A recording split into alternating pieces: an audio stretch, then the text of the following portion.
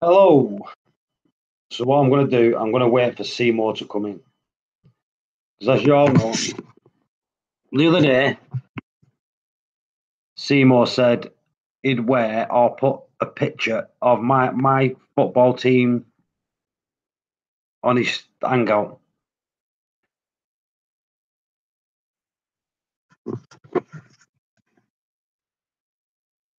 Right, this is how it works, Billy. My team and Seymour's team played today, and my team won. So he's got to put my team's colours on his Hangout. And he said he's not going to do it, but that's what we said we'd do. But yeah, that's it. But we'll talk reefing, and when Seymour comes in, we'll all have a laugh. Because I know he won't like it. But yeah. The link's there if anyone wants to jump in. We'll do some reef talking.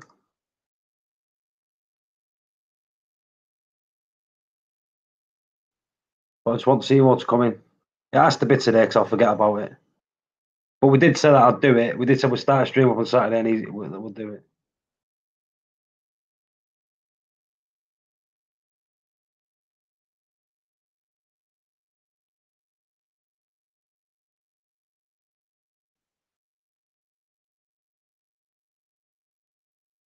Or can't win.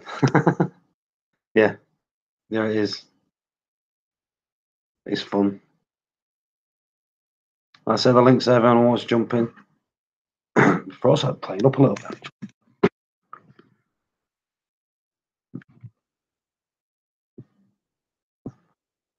Wiring up under some cabinet line. You have to show us when you've done, Billy.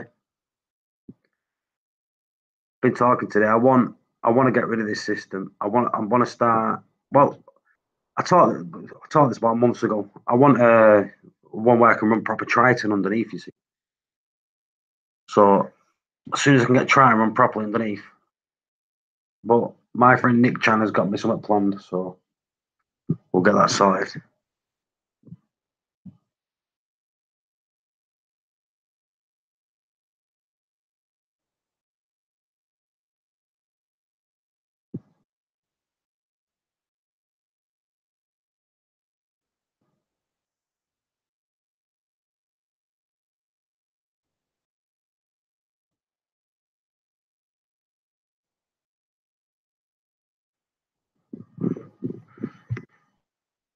Nine.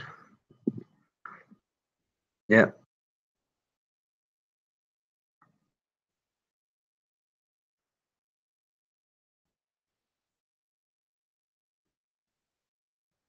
One second. Ooh. Come on. We've got 10 in at the minute. Someone get chatting, get talking, say hello, jump in the chat.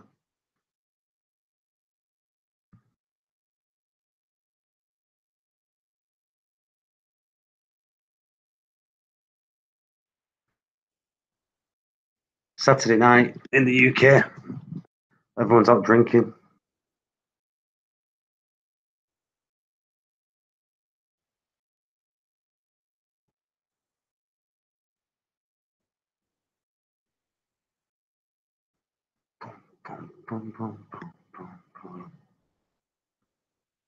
Ah, 4 thumbs up. So people are here, they're just not saying it. HB Aquarium, hello. Sorry, Dan's Reef, hello. Sorry, I was being ignorant. HB Aquarium, not sub to you. I'm now.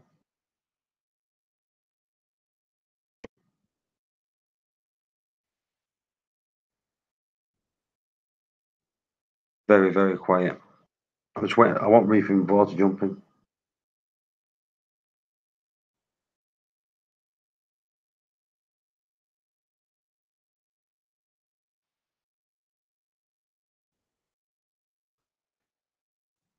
Right.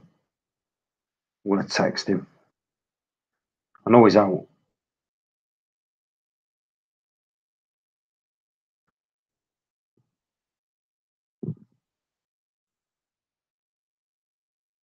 But I'm gonna ring him.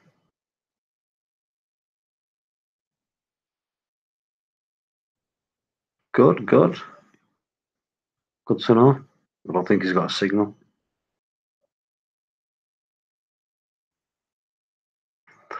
When I meet, hello, Rookie Reefer. What I mean by run Triton properly is I don't run a refugium because Triton has two different ways. They have one with a refugium and one without a refugium, and I'm running the other methods at the minute, not the other one. I found out my phosphate level in my tank should be 0.05. Mine is 0.6.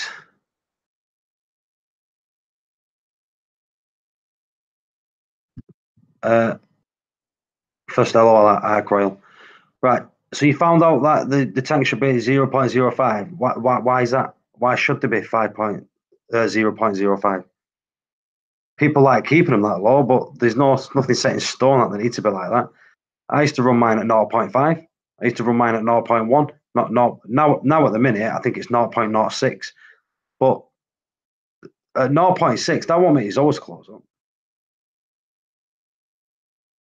Rookie Reefer, you're 100% right. Do you want to jump in for a minute? Because I hate talking on my own. If you want to jump in and talk about it, Lloyd, there's the link. Click on the link. Rookie Reefer, if you want to jump in, click on the link. Arc Royal, link. If you want to jump in, say hello. Excuse me.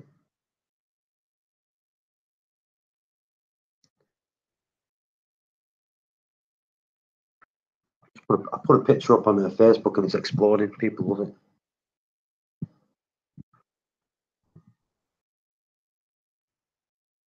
Yeah, like I say, United one. The one where Reefing with all doing the Friends theme. I might do that as a proper thing on the channel.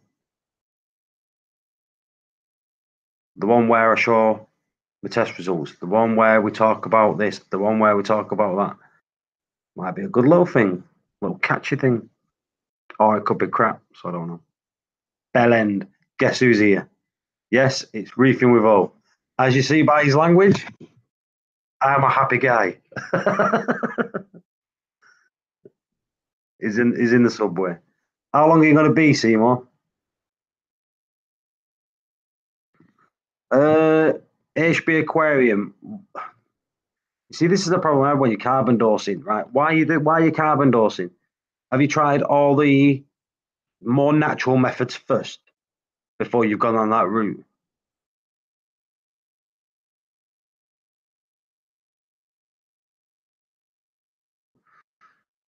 Seymour, can you not get on? Have you got no signal there whatsoever? Because we need to get you on. People want to see you upset, which might be funny.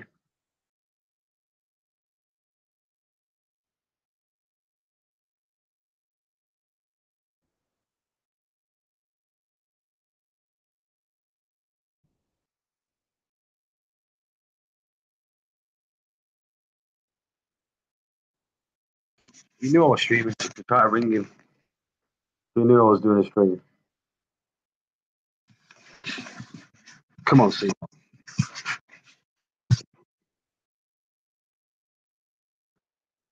Yeah, I don't like carbon dosing. If you want to lower your nitrates and your phosphates, try more natural methods. If you're going to lower your nitrates, try cleaning your lowering your feeding, cleaning inside your aquarium, and using a little bacteria, live bacteria, like ATM colony, ATM outbreak, or Fritz 460. Hello, Nick. Hello, Jeff. Jeff. There's the link. There's a link. Come on, jump in. I'm sick of being on my own. I don't like being on my own. It's boring.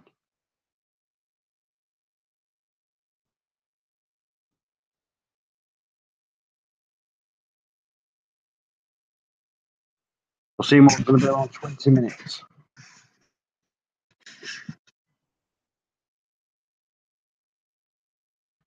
He always seems confident.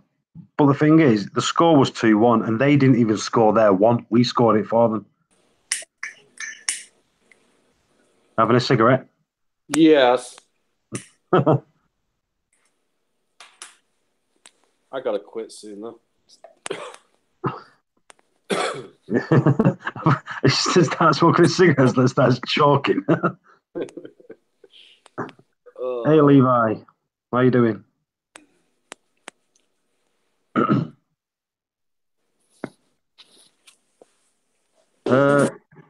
Let's pull this one out now before anyone's like people think the prizes that me, Nick, and Woody did will be shipped before the end of the month. Would you say, Nick? Yes. We'll do that because we've got to get them, and then we've got to pack them, and then we're going to ship them. So be the end of them. Yeah. I need to do an order anyway, so yeah, get them sorted. Did I show you my coral bay yet, Paul? Oh no! Why are you gonna put it on your camera? Yeah, it's a bit dark in here, but see what you think.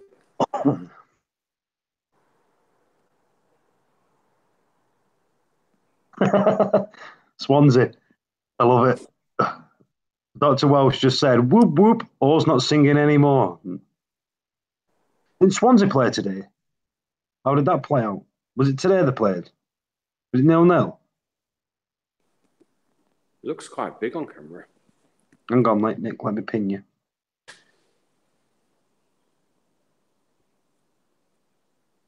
Oh, that's nice. Looks big, doesn't it? Yeah. How many feet is that? 10 foot. 2 5-foot coral bays. Well, it's 1 10-foot. Connected to the same? Are they connected to the same system? It's 1 10-foot tank with a divider panel, and then there's a return either side of that panel. Also, you can have two separate sumps on them. Yeah, and then there's two. Yeah, if I was going to do that, I'd definitely have two separate sumps on them. One at each end. Yeah, keep one for SPS, one for softies or something. Keep them separate. They're the sumps that I got with them, but I don't know whether I'm going to use these sumps or not. Why not? Well, I can do, but coral bay, you don't need to set it up like a bloody normal sump. You can just kick it off easier. No, I got a lot to do with it though. But the tank's like new. We made this tank for this shop about 2 months before they closed down.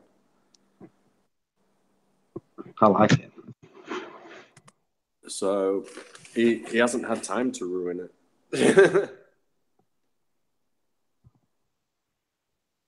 So I'm going to have to redo all the piping now because he used this cheap piping. Oh. But the glass itself is mint. So it should be a twin. I don't know what the American guy goes, is it a Herbie? We call it a twin standpipe. But... Right, Nick, do us a favour. Yeah. Turn your camera on and let people look at your face because people have never seen you. No. They don't want to see me. I can get a few corals in here, right? That's just a psychic comment, isn't it? I can get a few corals in here. Rookie Reefer said it's a beauty of a tank. Yeah. Oh, sorry, I'm not watching the chat.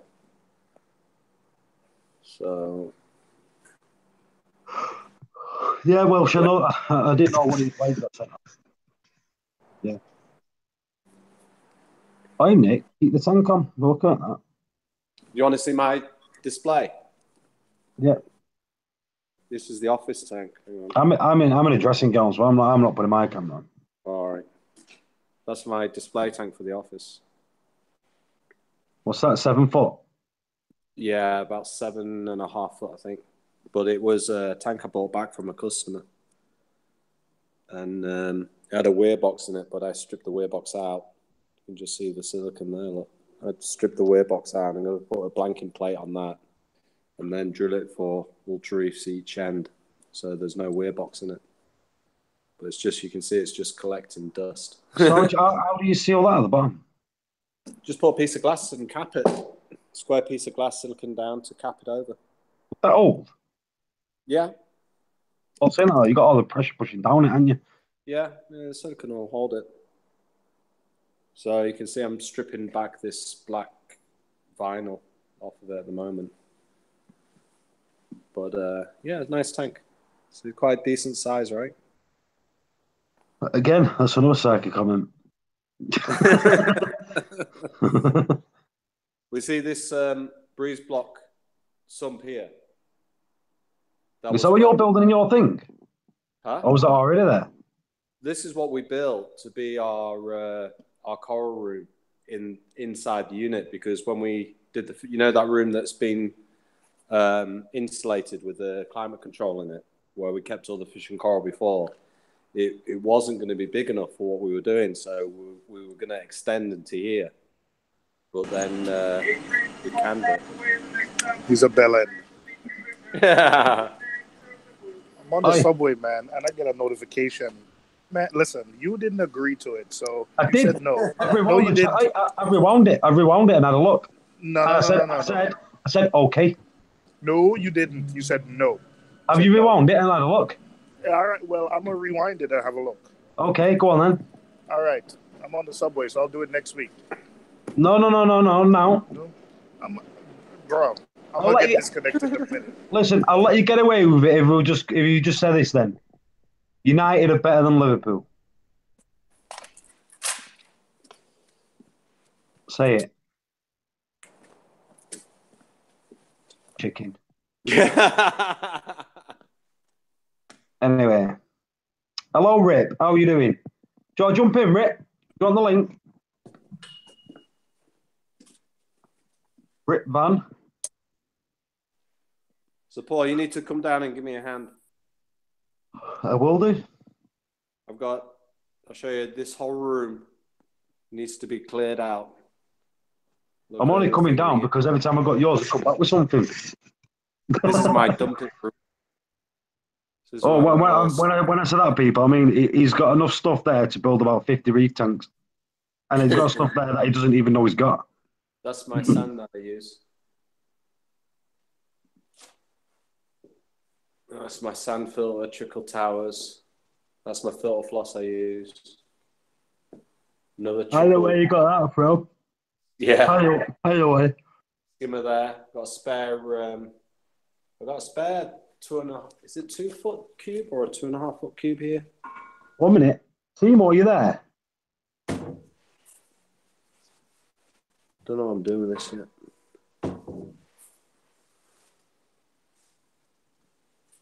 Couple of spare skimmers down there. A minute ago, Doctor said, where's the bannerfish gone? Oh, I lost them. They died. Let me go into the other area. Yeah, I lost them. They got some kind of infection, not like white spot. I think I had a little bit of white spot in there, but it wasn't the white spot that killed them. It was infection that followed afterwards. So I lost them. Good morning, box ends. I don't say the B word. I say the box ends. Yeah, that bell's not swearing. The end of a bell. Yeah, it's funny.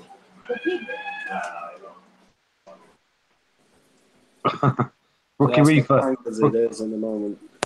Yeah, Rookie Reefer said, "I need access to that room for 5 minutes, Nick. I swear I won't take anything that you'll notice." To be honest, a lot of it I'm going to sell off, so I'll probably do a sell off on live stream or something. Yeah, Sandy said it looks like a Reefer's playground. Oh, nice build, Nick. There's so much I've got to do here. It's unreal. Yeah, you're happy now. Have you seen these? I hear it. I hear it in his voice. Look how happy he is. Look at that. Oh, man. you can hear it. There's so much I want to do. I'm just messing with you, Nick. It's like that. I think they're using this as the sump and put it alongside the tank. Nice, man. Very nice, brother. Thinking. But what do you want out of this room? There's loads of stuff. Yeah, you're in your element, man. Work it. Go for it. I've got 3 skimmers, I've got a skimmer here. Yeah, but hang on a minute. Hang on. Is that the room where the thing used to be? This is where Nordic Reef used to stock their dry. So I've been in that room, and when I went in there, it was full of stuff. But the things that Nick's not telling you, Nick's got an attic too in that building. An attic or a loft space. All that from right wall all the way down to the other room above that is. How many square meters? You know? Oh, this room here is probably 15 meters. No, it wouldn't be 15. It'll be, I don't know, probably about. That's 20 by 17. Should we measure it? No, maybe not meters. I'm thinking feet. Sorry. Feet. Let me measure it. Let me hang on. Anyway, upstairs in his loft space, he's got loads of more stuff like that. He's got skimmers and pumps and reactors and all that. But it's still in the boxes. That's where we all want to be, right? Yeah, that's where we all want to be, right? Am I right? I went there and he started passing me ATM products and pumps and this stuff. It's still in the box. I'm like, thank you. Nick, what Welsh said, what have you done with that tank? Is it still up and running? Is it still got anything in it? Yeah, I just showed it. Hang on. I lost my SPS frags as well because I lost one of my dogs and I changed. Oh, no way. Yeah. Dog? Your dog? Yeah, one of my dogs. He was only 5 years old. It was really unexpected. And we don't have kids. So my dogs are like our kids. So my wife was really distraught. What happened to your dog, bro? He got, for some reason, he just developed epilepsy. And oh my God. He had 3 fits in 3 hours. And the vet said, look, you can't really treat this. I'd recommend putting him down. So we took him to the vet thinking he was going to get some tablets or something like that. And then within half an hour, we were putting him down. So my wife was distraught. But in my tank, what happened was I changed all my RO filters and all my DI resin. So for the next week, I was just coming down, topping the water up and going home, thinking, it'll be okay. I'll leave it for a week. And then I came in and the corals were all stripping. And I'm like, huh? What's happened there? And then eventually I checked the RO and I had high TDS and I couldn't understand it. So I stripped it back. Your resin wore out? No, it was all new. What had happened was the cartridges, the gaskets at the top were worn. So when I thought it was all secure, the water was bypassing the gaskets. So I ordered some new cartridges and refilled it, and it's okay again. But it was just too late for the SPS. So see, that's why you should always check your equipment. So I lost my frags, but I didn't have that many frags in here anyway. So what the next competition we're going to do, or giveaway, it's 5 minutes in Nick's lockup. Yeah. You have 1 basket and 5 minutes. But, shopping spree. Yeah. But I gave my circulation pump to somebody, so I'm just running on return. So Hang on a minute. So again, Nick.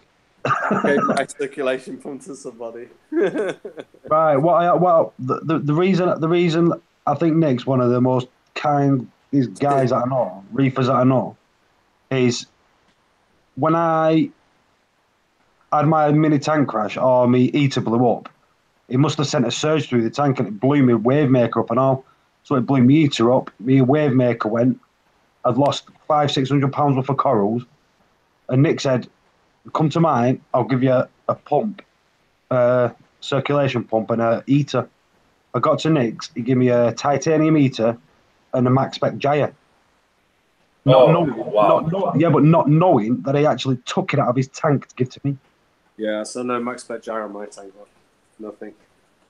So I gave it to Paul. A friend in need is a friend indeed. Exactly. Yeah. So, I mean, it doesn't bother because I've got my RFG and I've got a decent pump, so it's blowing, but I haven't got a goby, so my sand bed, look, if you can see, let me turn this, let me turn all the blues. It's like, it's just got a bit of algae and diatom on it, really. But once I get a sand sifter in there and, you know, some other stuff in there it'll clear up. So I've got a little bit of, you know, diatom and algae forming where there's no flow. But that's okay, it's just eating up the nutrients, right? So I've got a bit of algae on the rock where the flow isn't quite reaching it. But, you know, it's all stuff that will disappear over time. It's all good, man. Yeah. What color is your sand? I see it blue, like. Oh, it's because I've got my Reef lights on. Yeah. Let me do some of these. Let me get it onto whites. Oh, nice. Yeah, that's better. I can see better. Yeah. See, it still confuses me that. Do you know, like Rookie Reefer? He's Australian, isn't he? Yeah. Yeah. So like the hobby over there is not big. I know it sounds weird because they've got it on a doorstep, but Could be bigger, right? you'd think it'd be. But Yeah, because they're on the there's like same location as me on the Pacific. yeah, I think it's like crazy that they don't have it. Excuse me. Yeah, yeah. I'm just very tired. My Not allowed. Gonny isn't doing very well either, so I moved it, but I didn't. It was down here before, and I think it just wasn't getting enough flow, so I moved up there. But it's died back quite badly, so that's probably suffered a little bit. I love Gonnies. But I'm happy in the hole because if you look at the sand, look, there's no cyano or anything like that. It's just nutrient algae. So the sand itself is really clean. You just need something to turn it over. Welsh, yeah, that's the problems I'm having with that rock. I started to take them out 2 at a time to bleach them. I'm done fine. Nothing wrong with the rock. I think he might be talking. He might be talking to someone else. Is it me? Oh, right. Let me just double check that. No, Welsh. Just is that rock that Nick's got?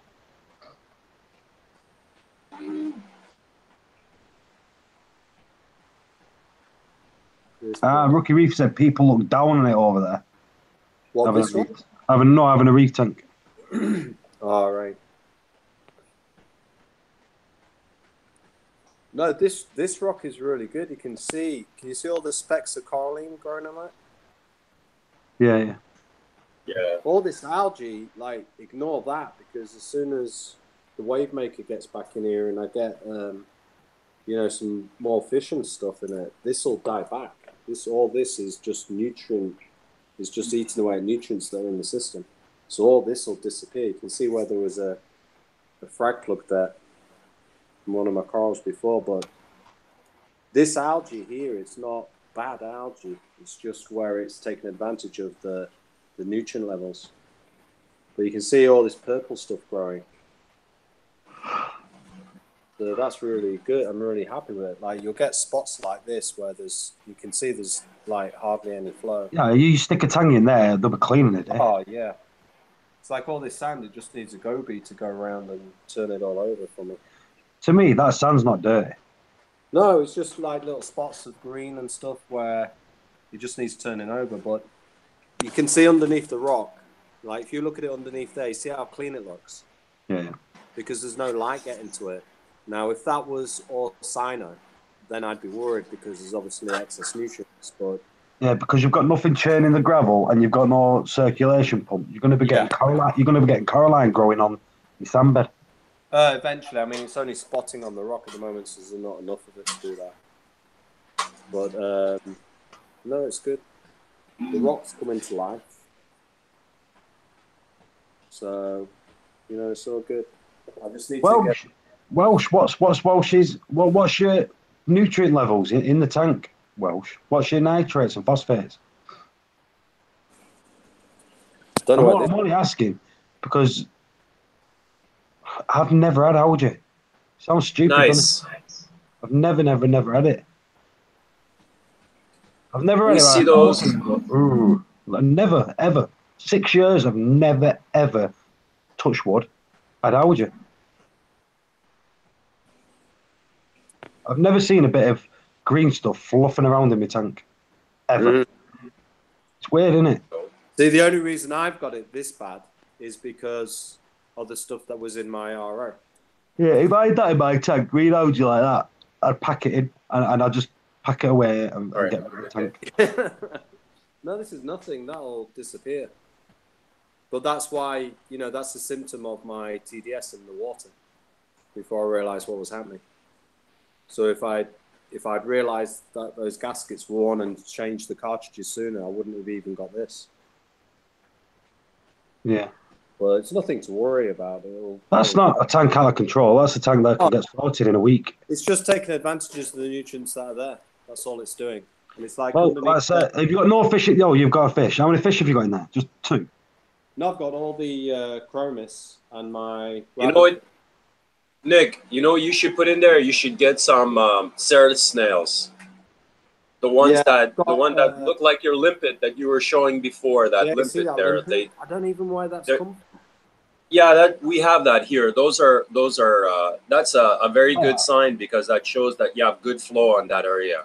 Yeah, it wouldn't be there. Hundreds of them in my tank.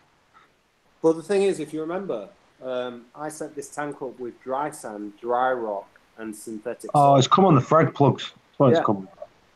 That's all it's come from. Yeah. So when you hear people talking about seeding their dry rock with live rock or needling live rock, you can see how much life is starting to appear in here. And I could go into my sump now, Nick, right now on camera, and pull a limpet snail out of my sump. Yeah. I've got that many of them in my sump. In fact, you should go on. You should get some Ceratus snails, Nick, and they will go after that algae that you have. What is that, GHA? Yeah, it's just a little bit of turf algae, probably a little bit green hair algae there. But it's just blanket algae. It's not anything major, but yeah, that's fine. Yeah, I've got Nazarius snails in here, which are under the sand at the moment. So you can but Nazarius are detritus eaters. They will get the cause, but they won't get the algae. No, but you can see that patch there in the middle. That's where they're burying themselves and rising up, so they're just turning over the sand a little bit. Yeah.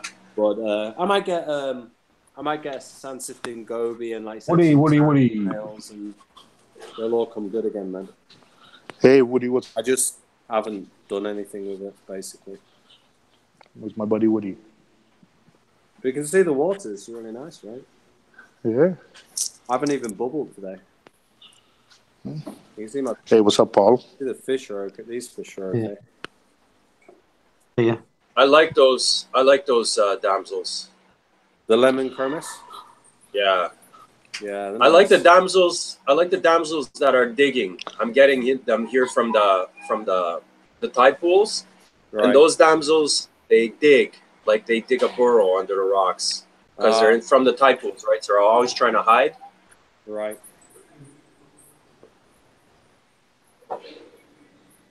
So yeah, I think. Woody's asking me, is everyone all right? Nope. Lord Woody. Seymour? Right. Yo. I'm only okay when I'm working on my tank. Yeah, I didn't watch the football today. What score was it? Oh, whatever. No, man. What's wrong with you, man? I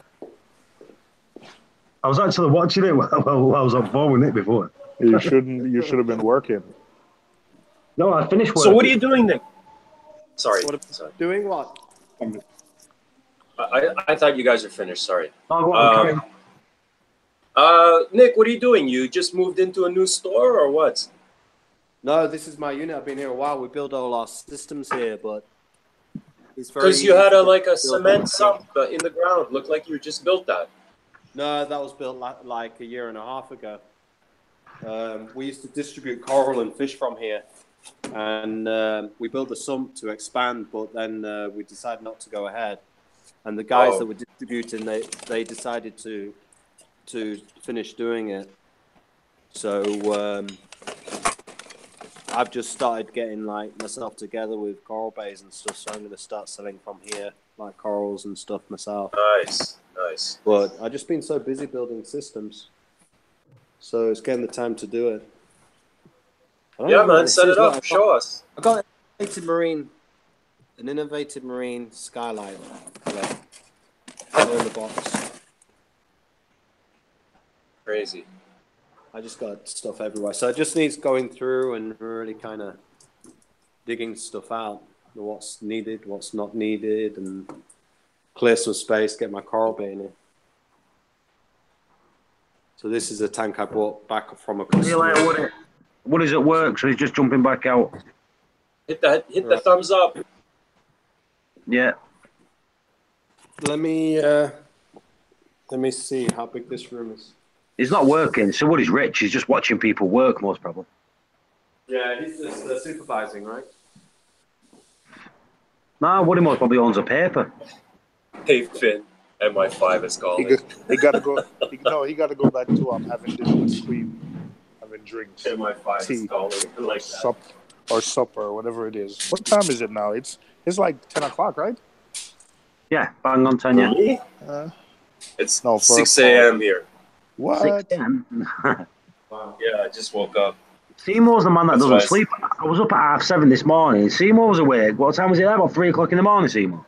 Yeah, because I fell asleep early last night. So I fell asleep early. So when I fell asleep at like 8 o'clock New York time, I wake up. I'm used to getting 6 hours of sleep a night. So when I fall asleep at 8, 9 o'clock, I get up at 3 a.m. No, I don't remember. I fell asleep for a little bit, got up like about 1 a.m. and these guys were talking. So I hopped on with Murphy and Nichaven and a bunch of other people. And Miss Fox, we were talking about, Miss Fox was helping me try to identify what kind of algae I had in my tank. So we just spoke until about 3 o'clock. I got a few hours sleep. I should have stayed in bed. I got up to watch the game, but you know. Levi, Woody's counting the Queen's diamonds.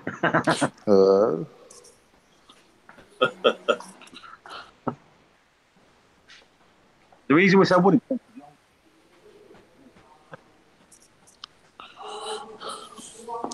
Yeah, I'm literally on the subway waiting. I have to go do my taxes today. Finn's asking what was the Liverpool score today. Who's asking? Finn. Tell Finn time I'm going to take his wrench back.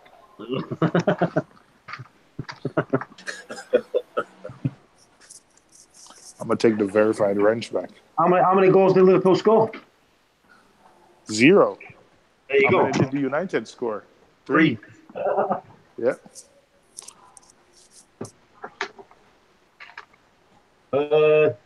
American Reefing, I've got to get a little sleep, or did you get right to sleep? Oh, that again.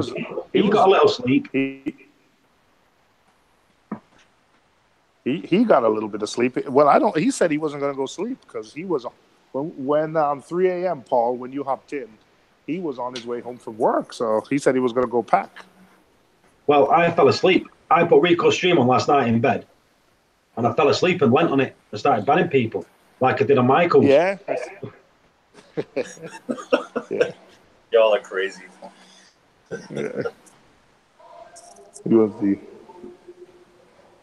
the butt man. So that's a note to people. Don't fall asleep with your phone near your head. Yeah, you know what? I've banned people on mobile just by trying to click the name or scroll up and scroll down. Yeah, I've done it myself. Because then you just click and click again, and it's like, oh, you put him in timeout. It's okay. You tell him, serves you right. That was for last time when I didn't get you. Ooh. Oh, where is the train? Oh, shit.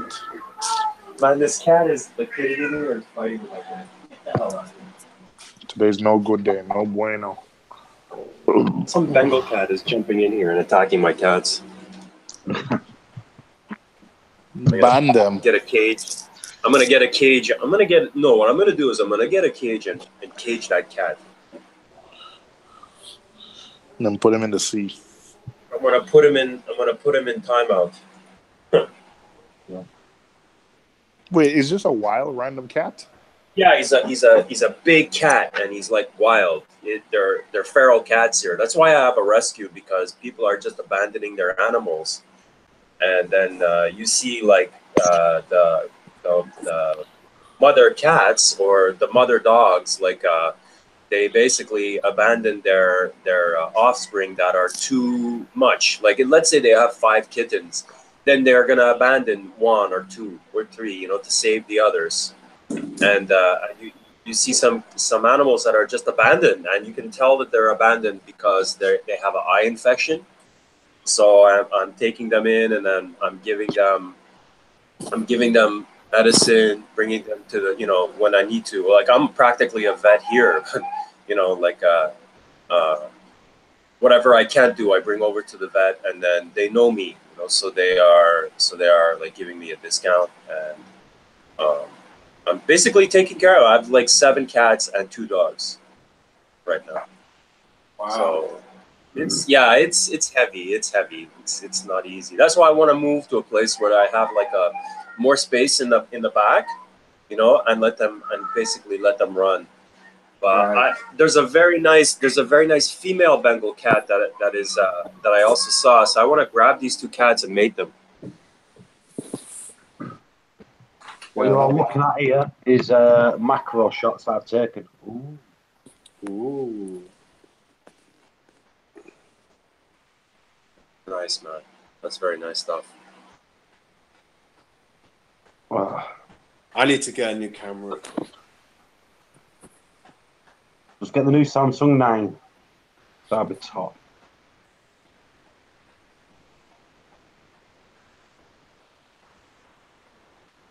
I said the Samsung 9 is brilliant.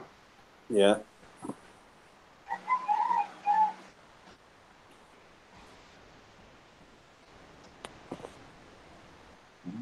Walker. Nice. That's me Monty. Look at polyps on that. Wow.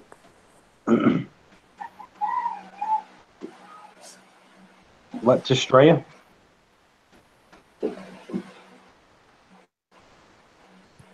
This is 3 different types of plastic. Yeah.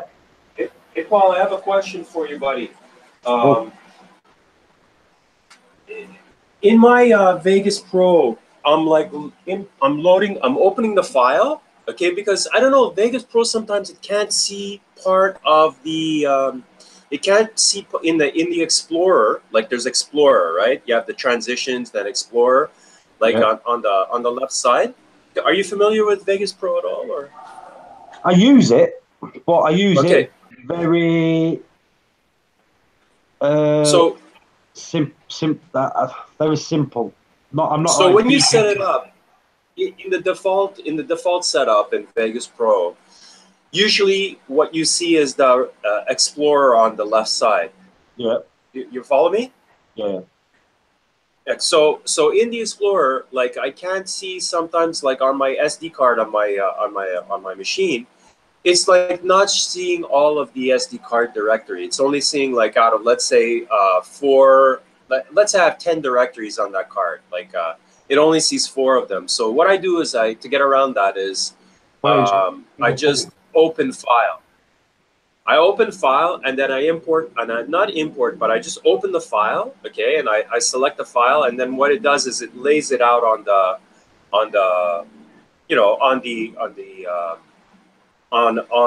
Vegas Pro so that you can work with it. But I'm not seeing any video. When I'm clicking on the file, I know how to manipulate the file and use it, you know, like. But I'm not seeing any video. Do you know why it's doing that? If you don't, it's okay. If you don't, it's okay. But I thought it might be that it can only read cards that are formatted in a certain format. No. Like it wouldn't show. I wouldn't be able to hear the audio if it wasn't reading the file. I've not a clue. I hear the audio, but no video. Like the video preview, it's black. Have you Googled it? I've gone on YouTube and found out. I briefly looked at it. Is it from iPhone, Rip? Yeah, it's an MOV file that I'm using VLC to convert to a MP4. VLC can convert your files. You originally shot it on an iPhone, right? Yeah, but VLC can see the file. Like when I play it on VLC, the audio and the video are both there. All right, 1 second. He might have a point. I think you've got to convert it to another thing. You recently started getting this error, right, Nick? Right? Yeah. Probably after you upgraded your phone to iOS 11. iOS 11 uses a new codec that messes. You hear the audio, but you don't see the video. Yeah, I'm not sure how to solve it on Sony Vegas, but I remember for like months on my even when you're using iMovie or like Final Cut Mac to Mac stuff, there were like 5 months where it couldn't read in the new codec, and I had to like do some cross conversion. Yeah, it's a new. I think it's a new codec because I was having that issue. Even though VLC can read it, when you do convert it, some programs, if they're older, they can't convert the codec properly. Okay, so what I will do is I will download a program that's specifically for converting, and I will try it with that. Yeah, hang on. Like I'm going on the subway for a second. Hang on a second. Yeah. Something like here. Let me see.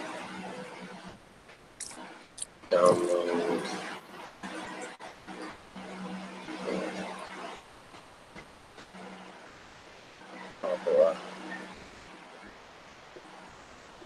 Oh, it's not here anymore. Okay. It's.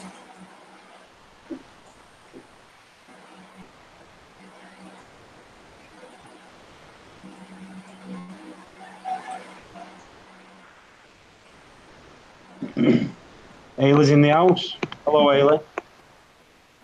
Movavi. Yeah, Movavi video converter. Hey, Rip, I'll use that. Yeah, when I was coming. Yeah.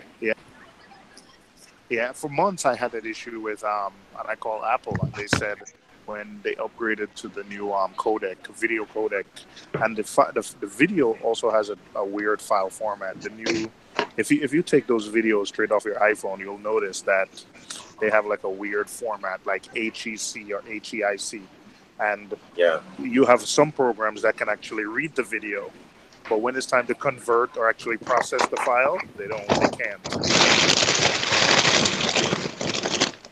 So I had to. Okay, so even though I was using a Mac, I had to download. Do you know Move AVI? Do you know Move AVI video converter? No, I don't. No, I don't use. I use. Okay. I use. I think that's a Windows program. I use Mac. So I have both, but I'm just using my Windows computer. You know what? The workaround I did is I imported the files with iPhoto, which was weird because their pro apps couldn't read the file, but their basic apps could. So I imported the file with iPhoto, browsed to the directory where the file was, and then when iPhoto imports video, it imports it in a format that every other program can read. But if you import it natively with another program, it doesn't read it. So try that. Try if the files are still on your phone, import those specific videos with iPhoto, with the Photos app, not iPhoto, the Photos app on Mac, and see if then the Vegas can read it. Okay, I'll try that. Though. Thanks.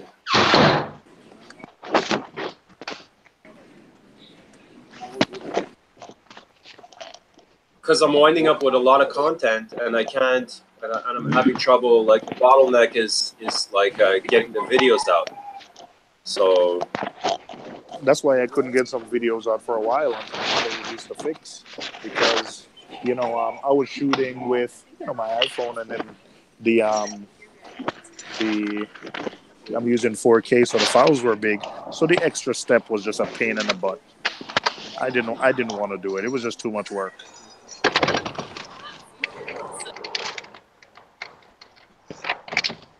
Paul, are you playing your own videos? Yeah, he is. There's no videos there. I can't play other people's because it's copyrighted, isn't it? That is incredibly self-serving. Are you trying to boost your video views, Paul? You can't do it on your own. You can't play your own videos. That's something a United fan would try.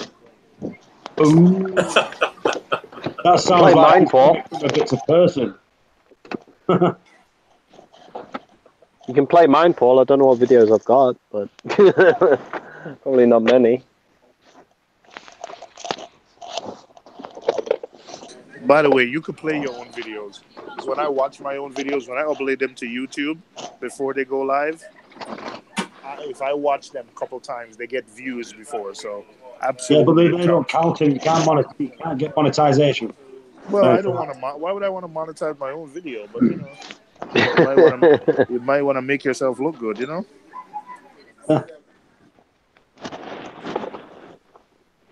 Oh, we've got American Reef in here. Look. Do you know what I type? Hey, You know what I type? You know what I type? Reef Community Worldwide. Right? His channel comes up. His channel comes up. Every time I search it, I find American Reefing in there. I didn't even know he made videos. I'm subscribed to him, but yeah, he's got a few videos in there. Look. I got a bunch of videos to make. I'm gonna start doing like 2 videos a week until because I have like 10 different projects I started and never finished.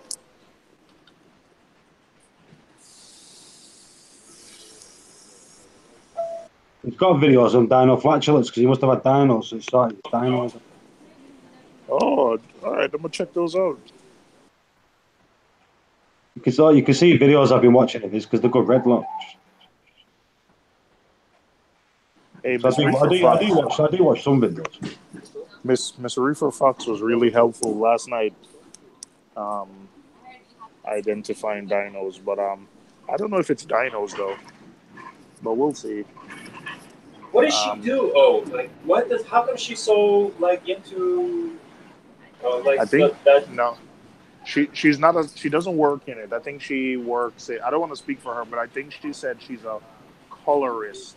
She works for films and helps color films. But in terms of like working in tanks and identifying algae and stuff, that's her hobby. It's not. She doesn't do it for work. That's her hobby. Putting things under the microscope, seeing how they look under the microscope, helping people. She's a moderator on Reef to Reef, helping people identify. That's good because we need that. You know, we need someone like that. We don't have anybody like that on this community. You know, so that's very helpful. Oh man, that guy looks good. Look at that guy right there. He looks good. Huh? I thought you're married, though. I am. I'm talking about myself. No, Paul's showing my channel. 1 minute. Let me just do something.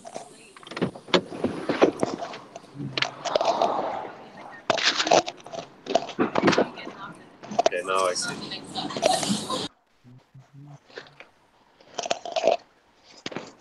Yeah, so I've been taking short clips of like when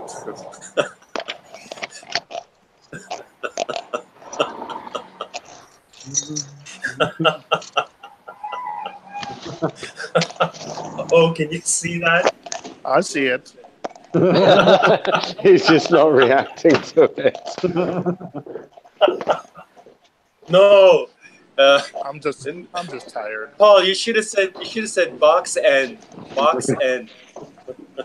not bell end. I don't know why my wife finds those pictures hilarious. I'm actually, you know how if your wife or Woody's wife passes and sees them, they laugh, you know, let out a giggle. We're like, oh, like Woody's wife heard the things that Paul said. She's like, I thought you were talking about fish. My wife like rolls on the floor laughing. I'm like, I know it's funny, but it's not that funny. Depends on your perspective. Huh? Of course but she's laughing at it harder than Paul is, which is quite kind of hurtful, to be honest. Man, have a thick skin, don't worry about it. honey, if you're watching, which she probably is, I'm not bringing home any hibiscus. There you go. Tell her if she laughs, you will go shopping and get some fish You know stuff. what? Seymour, just More for you, I'm going to do this just for you, right? Because I'm nice. Look.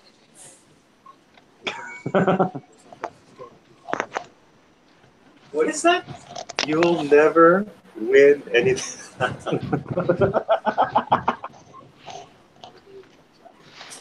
Anybody have any fish tank questions? Now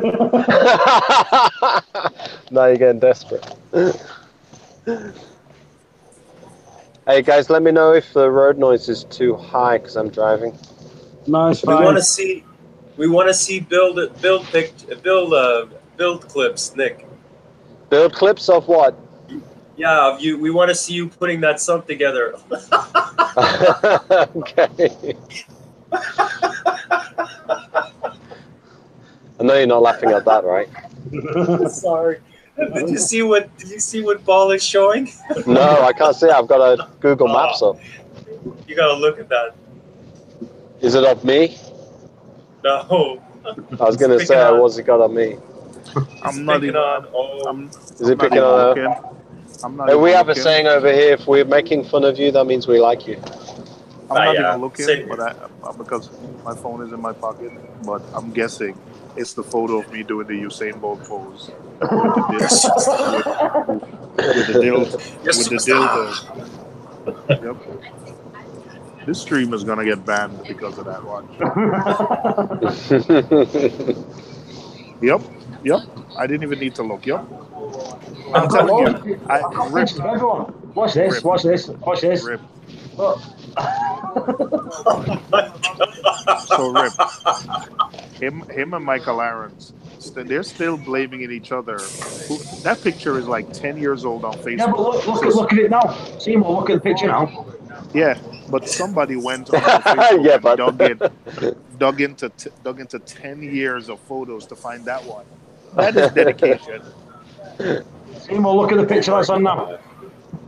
Oh my god. I see Michael's got hair. Yeah. That's a nice head of hair. That's a nice head of hair. Chair away. Yeah. Did you draw it on? No, I got it off Facebook. All right. Where's Jeff? Do you know American Reefing? I've got one of American Reefing. It's called Jeff, innit? So I did this. Look. See, that's why. Look. See, that's why. You will never see my picture.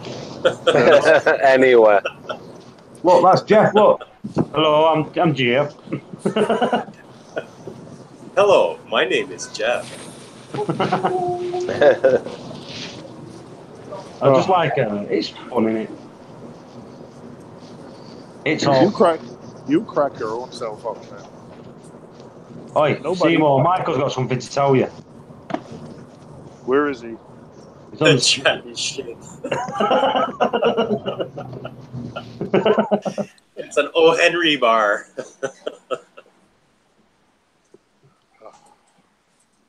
Oh boy. What? You guys are crazy. See, it's all fun and games, isn't it? Yeah. It's all fun and game when United wins. Oi, no, he's sounding a bit bitter now. Who, me? Nah, man, Yeah. I'm good. Hang on. I'll put my own picture up. There we go. Bit of self-promotion. Boom.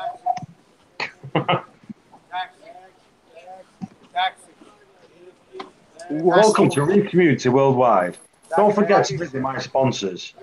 Oh boy. Pull your pants up. Pull your pants up. Free fried rice. Who's got the pants hanging down their ass? I don't know, but the guy is giving out free fried rice. Ooh, Reef, you're on the Chinese bus, aren't you? No, what? No, man. I'm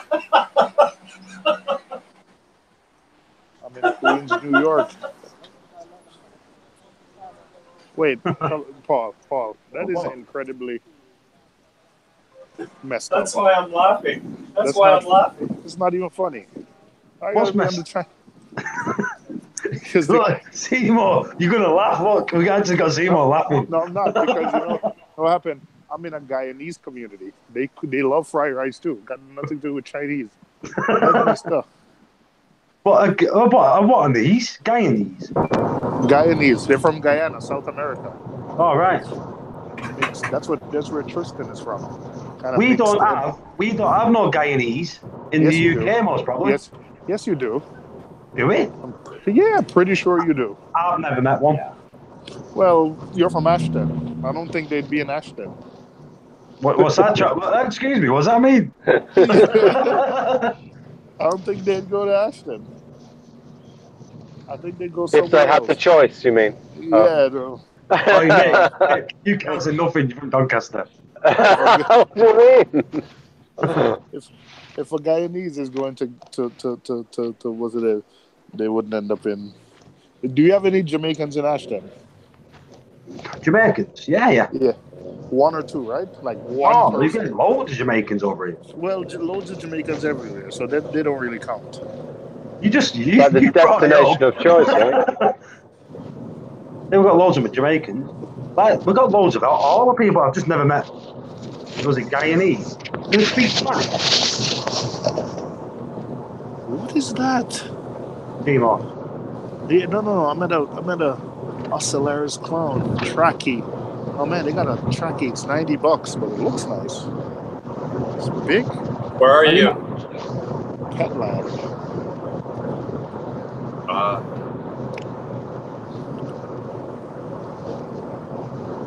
It's not even Let's under see. great light. Yeah, I'm showing it. Oh, Rick, I measured that room. It was 23 foot by 20 foot. Yeah. Nice.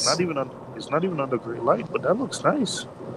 So, What I might do, I might set the camera up so when I'm doing the work, you guys can watch it if you want. Yeah. Fit out the room. Set up the coral base. Yeah, they only have one small coral area. All right, I gotta go do my taxes. All right. come on, man, buy something. Show us your shop. It's a freshwater stop. That was it. But you just showed coral, though. I was going to say that. Yeah. No, it's a freshwater shop. They only have 2 like 30-gallon tanks that I saw one. That's it. Complain to the manager. Nah, they're Guyanese. They wouldn't understand. Why don't you have more saltwater tanks? I don't know. Seymour, Listen, why did they all beep the horn over there? What is all that about? the beeping. Why is everyone beeping at each other? This is New York City. Oh, you Paul. wait! You don't Wait till you Paul, Paul, wait till you come down here. Oh my God, you will.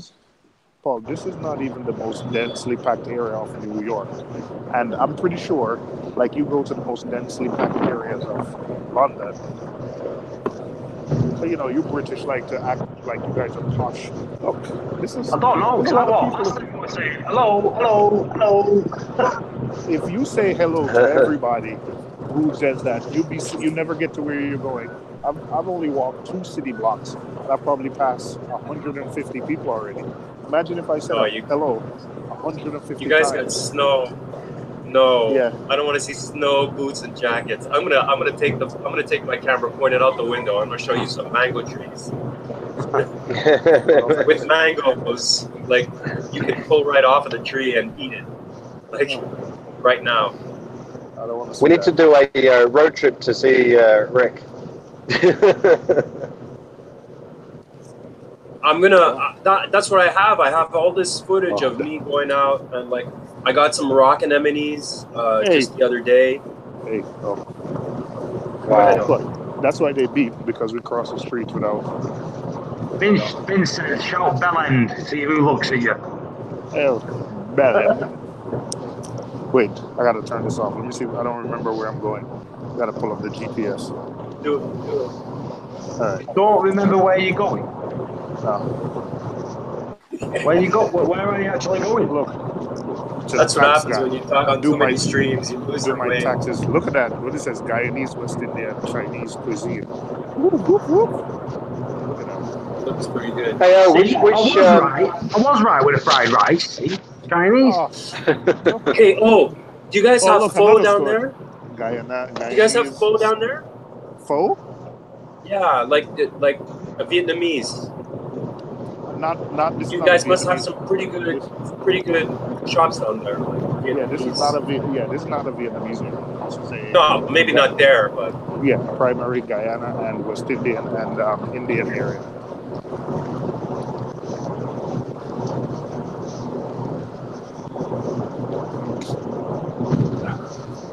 My wife actually wants me to bring on some Chinese home.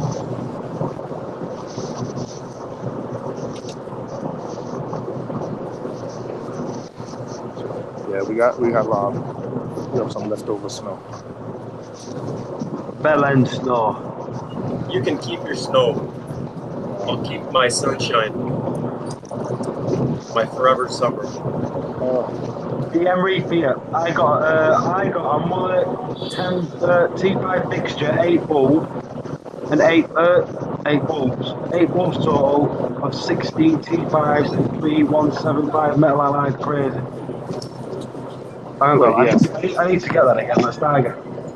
You got the mother T5 fixture, 8 bulbs, and 8 bulbs, a total of 16 T5s, and 3 175 metal allied.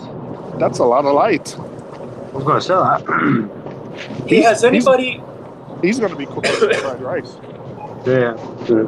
I like T5s. I do. Has too, anybody done a mob? Oh, sorry. Don't know what, Rick? There you go, Rick. I just wanted to quickly ask: has anybody done a mod where they've replaced the ballast on a T5, regular ballast on a T5? Like, for example, you've got the. I think you've got the. What T5s do you have? It's. What do you mean with the digital ballasts? Aquatic Life. Aquatic Life, yeah. Like, let's say you swapped out your ballasts, and then you put ballasts that were capable of dimming. Is that a mod that's? Can you do that or? I mean, not with this fixture because it's not worth it. Because the components are cheap. The ballast the ballast is inside, so I'd have to take the fixture apart. So it wouldn't be worth it. Sure. Oh, okay. Yeah. But let's say you wanted to do it. I wouldn't do it, but would I want dimmable T5s? I don't think so. I think I've got dimmable T5s. I just dim with the LEDs. Is it worth it? It depends what you're doing. Like, the reason I got dimmable T5s is because for the coral bays, I can acclimatize a little bit with them. Listen, Guyana. It depends how many channels you've got on the T5s. Some of the few of the T5s have got like 2 or more channels, so you can just switch one channel on at a time to get the same kind of effect.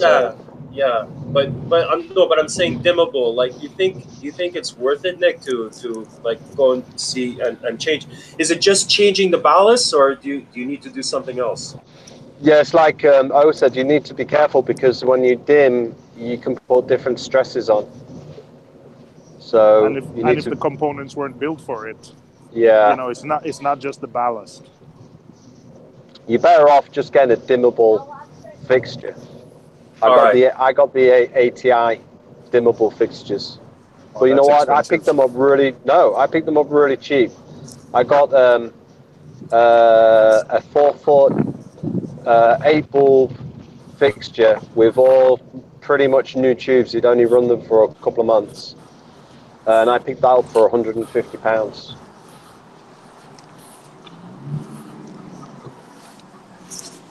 Yeah, what DM's saying, he's got 8 T5s already. He's got another 8 T5s.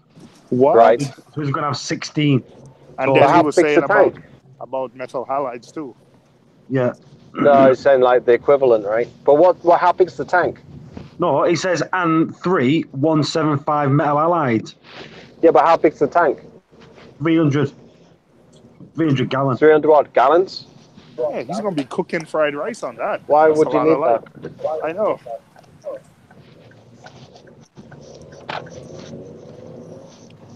I don't get how you can do that as well, because how big are the fixtures?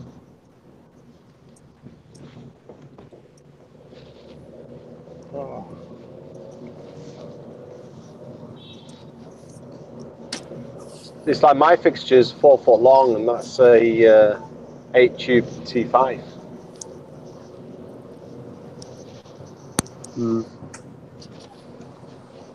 What did you say then, Nick? I didn't hear that.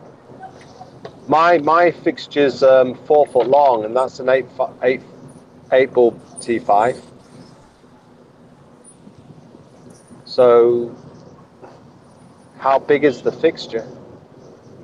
Is it like, if he's got two 8 tube fixtures, that's 8 foot of fixtures. So how can it be, is it unless it's like a long, unless it's like my 10 foot coral bay where he needs, you know, 2 of those and some halides, but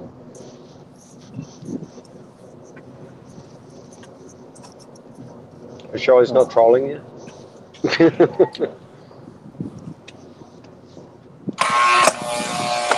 Alright. He says he's got a 300, so that tank might be 8 feet long. I'll be right back. Right.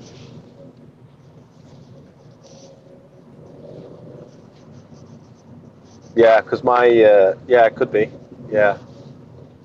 But I still don't know why you'd need the halides. Where would you put them? Yeah, he's just chatting in the chat. Like I don't know if Nick, I don't know if you can see the chat. No, I'm driving. I can't see it. I've got my Google Maps up.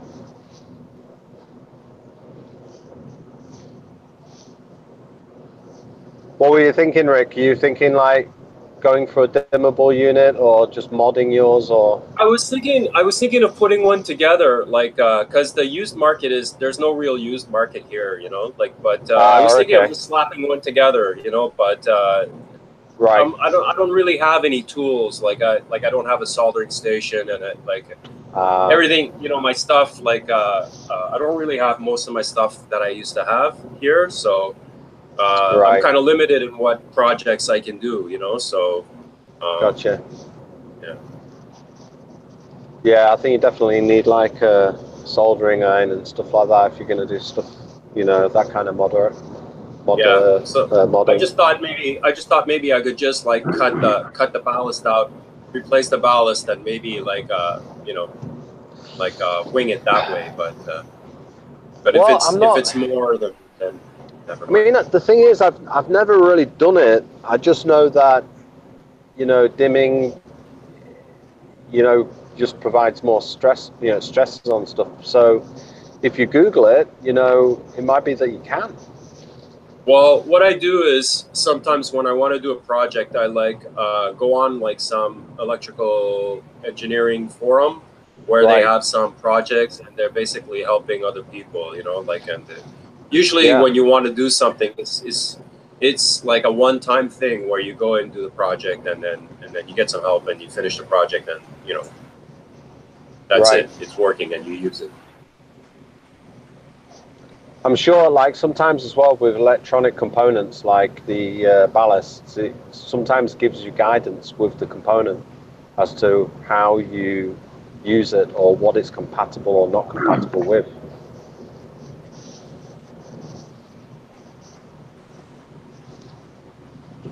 So I'm just wondering what information available with it. Yeah, I'm just wondering what I'm gonna slap over this tank. Like, I still haven't moved yet, so like I'm still, you know, waiting to move. But after I move, I'm gonna put my tank up. The only thing I have now running is my sump. I have my tank, but it's not full. You know, like. I actually have a couple of aquariums here, but they're not filled up. So.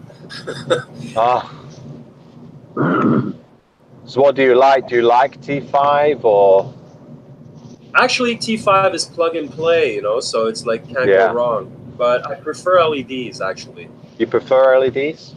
Yeah, I like because you know, like I'm doing the whole wild collecting thing, so you have to kind of acclimate, you know, and you need some kind of like way to change the intensity of your light while still having light, you know. It's not on or off, you know. Are you working to a budget on it or not, or no? Right now it's a little bit of a budget, but not really that much. But I could get what I want, but I just don't want to I don't want to buy all this stuff and then move it, right? Right. I'm just trying to move first, and then because the problem here is that yeah, you can move, but the place that you will get will be terrible. Right. It'll be terrible. It'll be awful, So I want to try to find a place that I'll be happy in. That and the other thing is that I'm not a citizen here, so I can't actually just go and buy something. I couldn't buy a piece of land, I wouldn't be able to do that because I'm not allowed. Okay. I'm not a citizen, so I can't. So yeah, I can buy a condo. I can buy a condo, but I can't buy I can't own a business until I'm a citizen, and I can't have a piece of buy a piece of land where I can actually own it, and then I know that I'm stable there. So if I move, I'm going to rent. So Right. I'm not going to stay there forever. So whatever I move, it's going to be a small tank. I'm not going to do more than a 60 cube and a 60 gallon sump.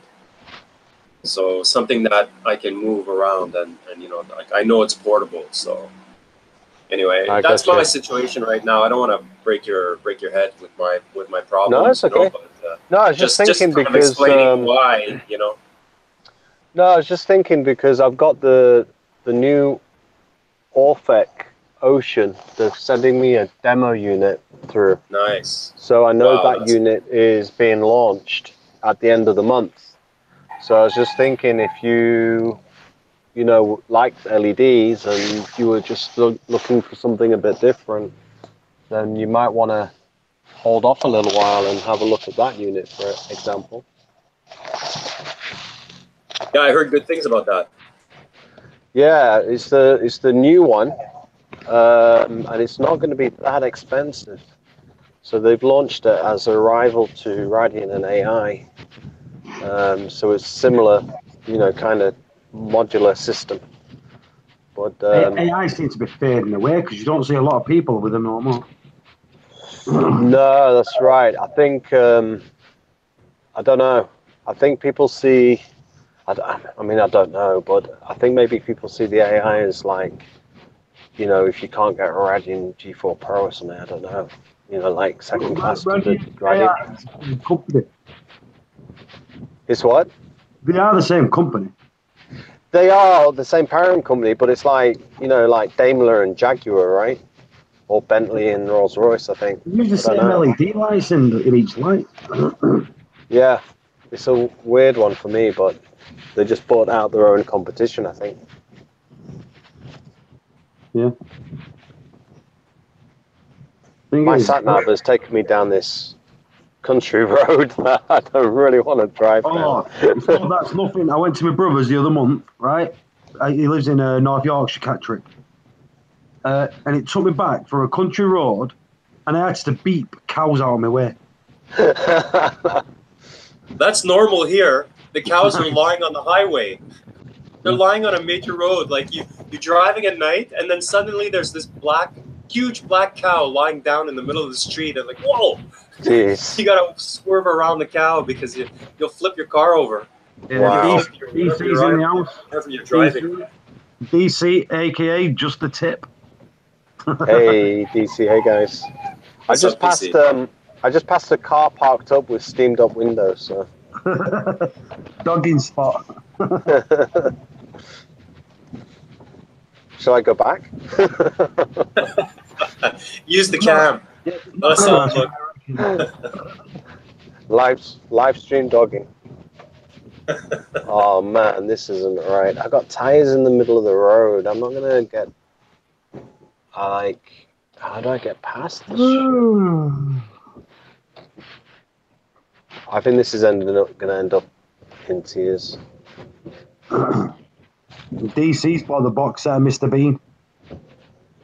Well, after watching your video. Oh, man, this isn't right. Del's Reef. Your 57 gallon was sweet, man. You need to do an update on your tank.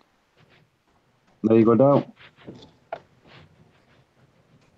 Oh man, I'm gonna get stuck in mud here if I'm not careful. We'll help you. Come and rescue me if I get stuck. We'll all get out and push. I'll give you a longitude and latitude coordinates. You can find me.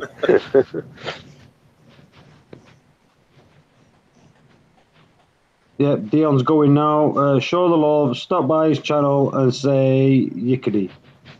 So there you go. Everyone's got to do that. Yickety. Yeah. Yickety. All right, buddy. No, Nick. Don't go back. Not if the interior light is on. All right. Oh, it's brought me back onto the main road now. Yeah. Dave's here. Hello, Dave. Hey, Dave, how you going? Sorry, guys, I can't see the chat at all. I'm driving. I have some crab here that are not they're not emerald crabs, but they're amazing for detritus. And they are crabs. I haven't ID'd them yet. Like I want to take a picture and like show them on my channel and ask what this is, but they're like reef safe. They don't touch my fish, and they puts? No, they're not. I know all the common types of crabs that are in big buggers. These ones are only from here, from the tide pools, and like they're kind of gray, small, the same size as basically the same size as we'll call it emerald crabs. Yeah, but they're kind of gray, and they have black, two black like they have black pinchers in the front of their claws, like they're kind of cool, but they're totally reef safe from what I've seen here. I have two of them. See, things like that, it's weird because like crabs, it's like snails as species. There's loads. It's like spiders. There's loads of species, and I hate it when people say, "Oh, I found this crab in my tank. Is it a goodie or a baddie?" And then everyone says, "Oh, stick it in the sump just in case." It's like. You don't even need to ask. I mean, and it's like it's the default, the default response. Yeah, stick it in the sump, and I'm like, what? Why? Is it hurting anything? Because people have like. On the other hand, I could play the devil's advocate, and I can understand. They're basically not set up to get something that they're not sure of what it's going to be. Like better be safe than sorry. Yeah, they spent money on their corals, and they don't want to lose anything, so they just can't take the chance. Whereas me, I'm more set up, like you guys know me, like I'm set up to get wild stuff in and basically triage it, sort it out, without it going to any other part of my system. So I have the luxury of doing that. Like, yeah, that's so cool. So jealous. No, man, you can do it too. What, get wild stuff? Exclusive here. Exclusive. Always in the chat. I don't know. What's up, everybody? I don't know if you... Hey, what's up, X? Hey, X. Jeeves is here now. Hello, Jeeves. You're not said hello yet. Hey, fellas, can you hear me? Hey, Jeeves. Hey, Exclusive, how's your tank doing? It's going. Are you still got all your fish? You didn't lose any? No, I didn't lose any fish. Everybody's good. Are they all healthy? Yeah, everybody's good. I just did a large, I don't know, I think it was like 25, 30-gallon water change today. Fighting. Are you still dosing the bacteria? Yeah, I'm still doing everything. Good man. Dosing high nitrates. I'm at about 50 nitrates after a water change. Right.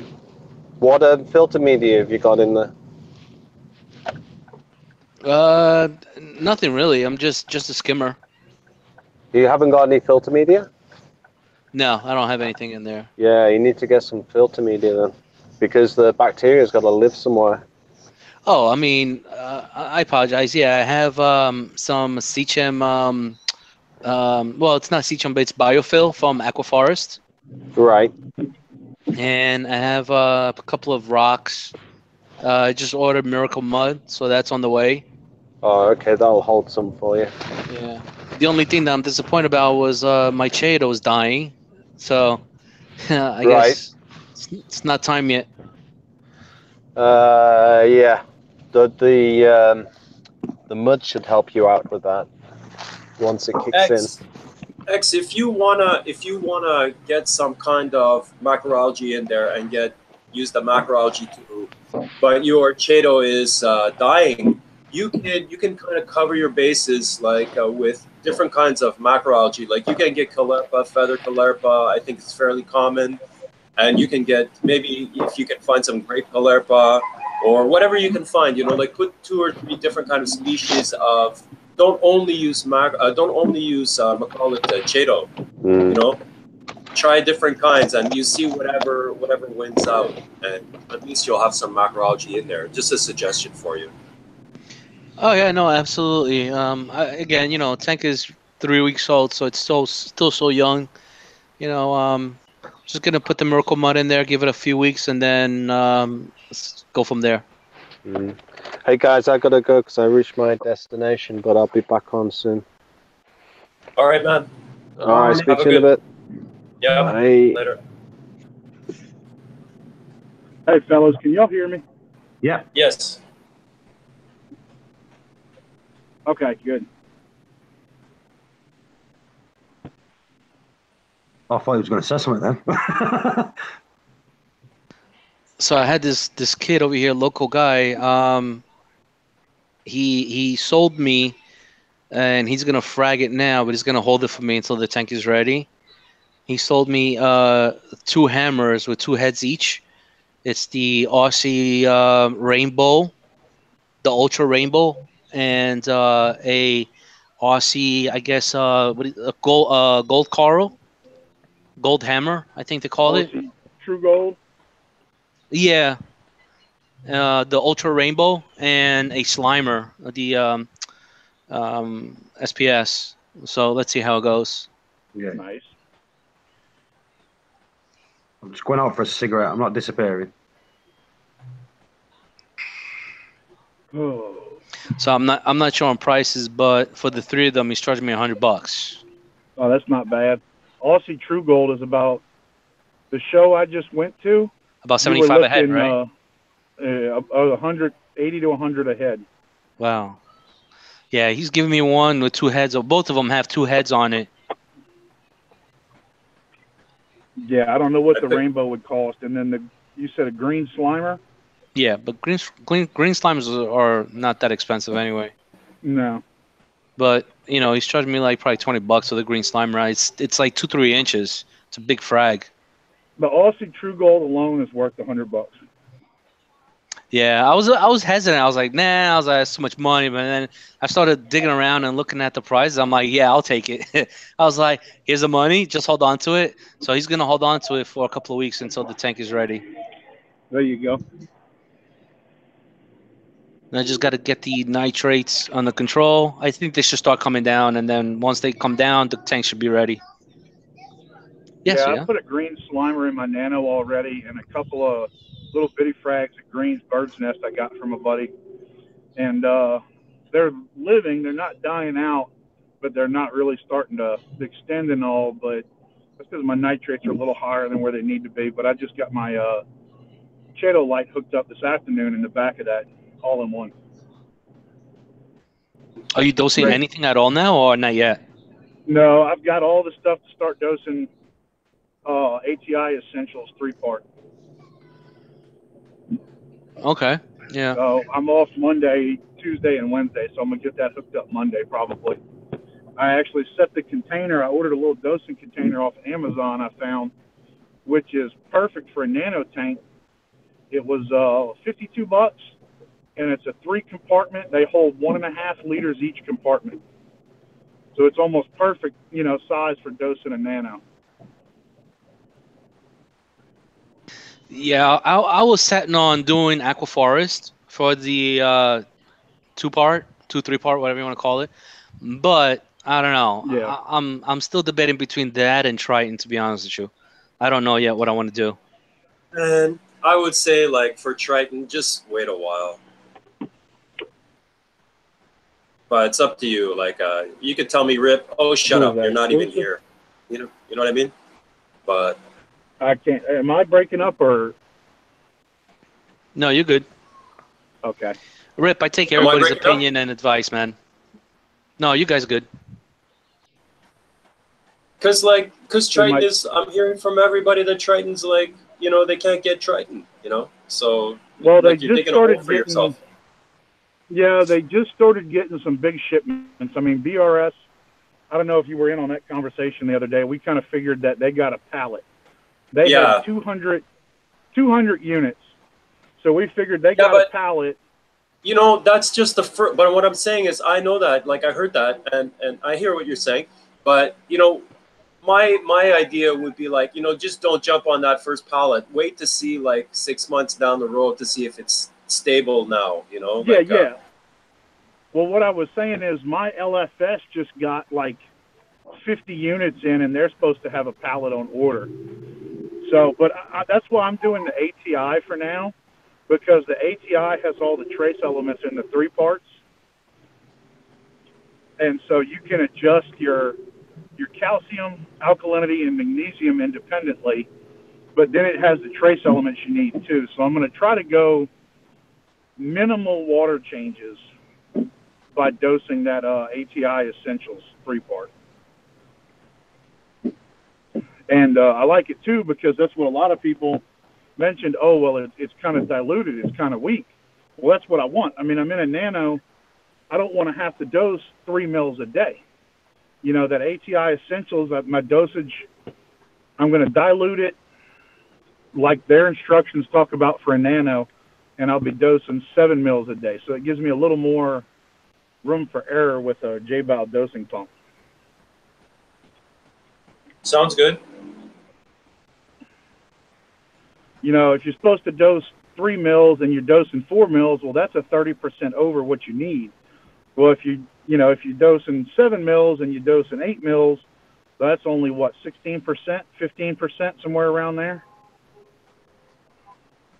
You know, so yeah, that's smart. That's smart. That's where I'm going to start with that.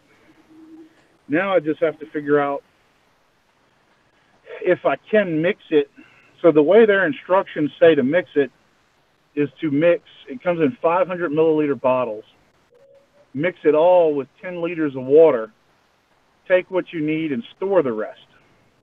I really don't want to have to store all that stuff.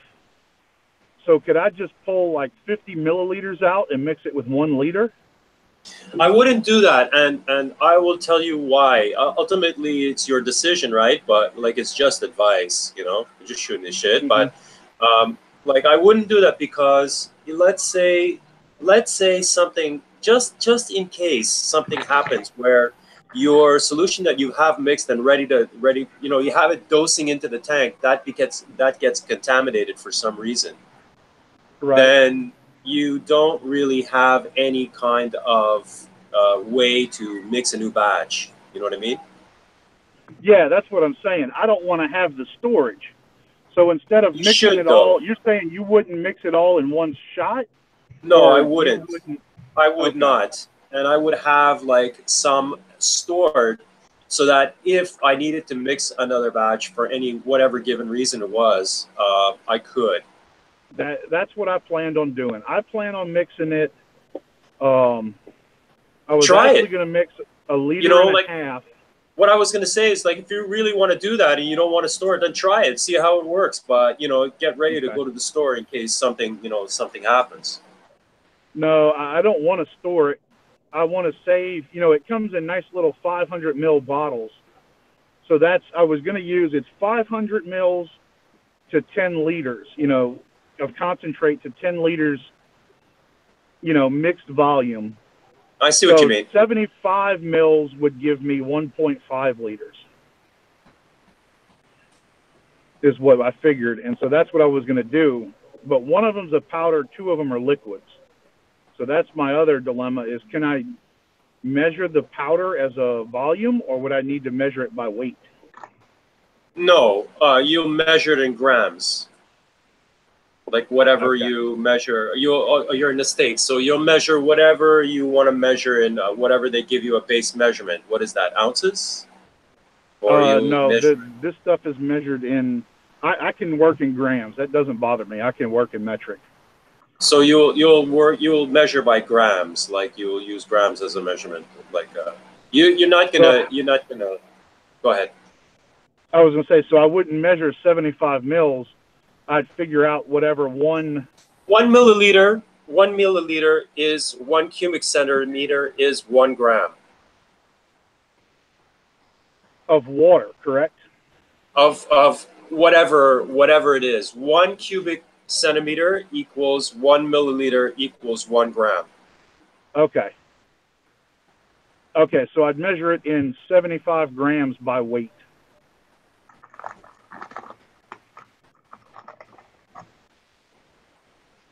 Is what I would need to use, right?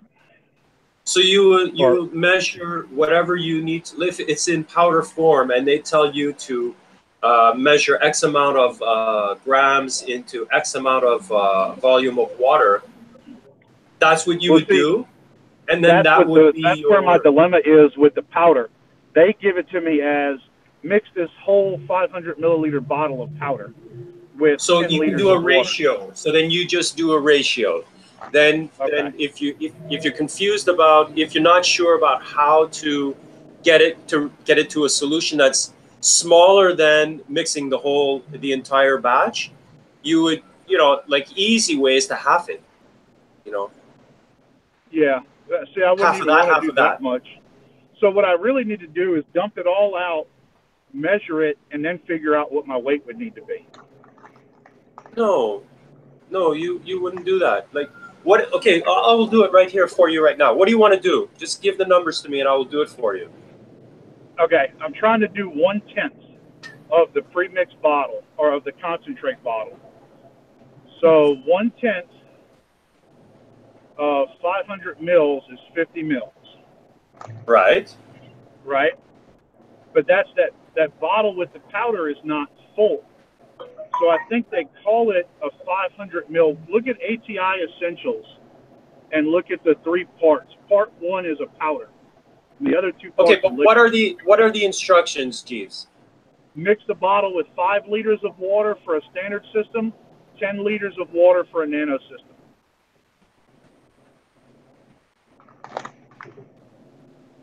That's it? That's the instructions, yes. And how much, and what is the, can you weigh the bottle? Yeah, I can. I have a food scale. I can weigh the bottle without pouring it out, because if you pour it out, it's gonna get contaminated. So don't do that. Like, I wouldn't suggest to do that. Right. So if you can weigh the bottle, if that bottle, what does it say on it? Is it in metric? Is it in 500 milliliters? So it's a 500 ml bottle. Yep.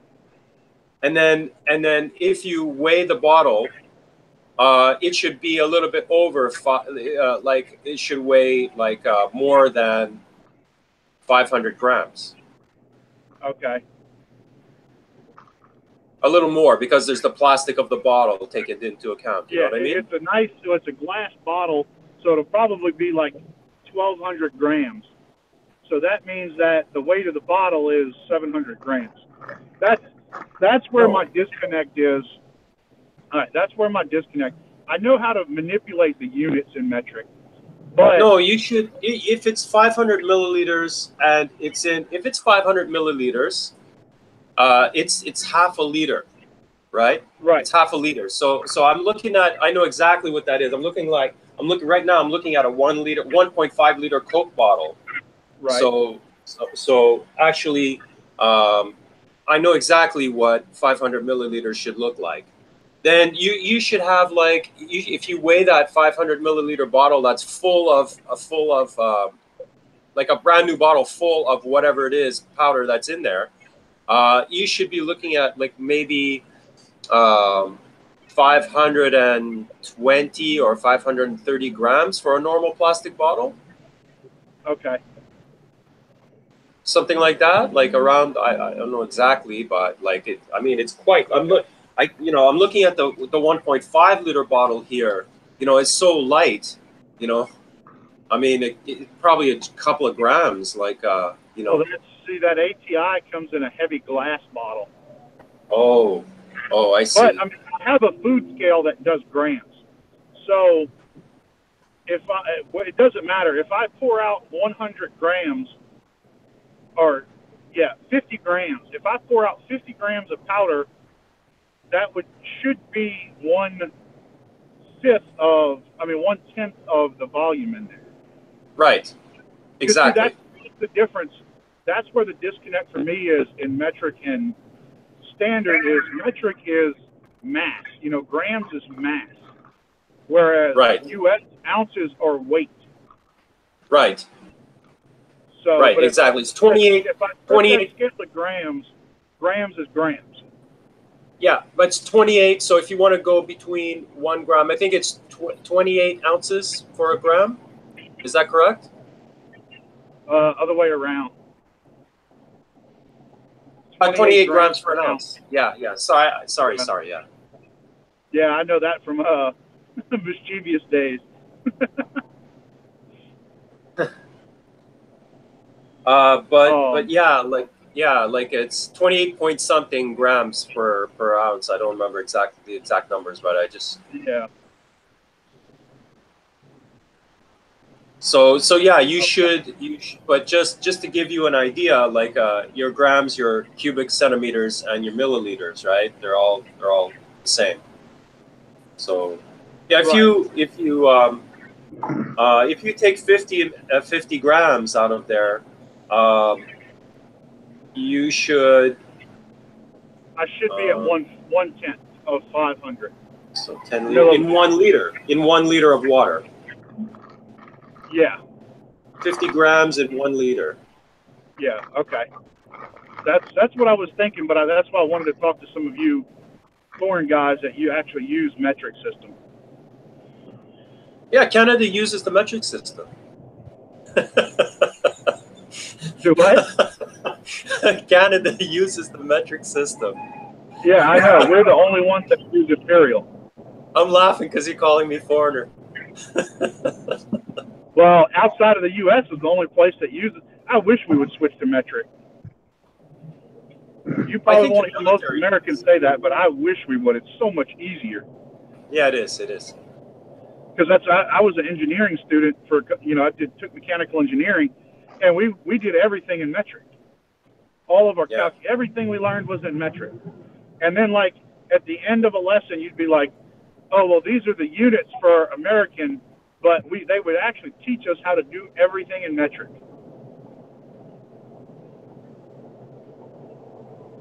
You get used to both units, actually. You get used to both scales. And so I have to do that all the time, though, convert US to metric.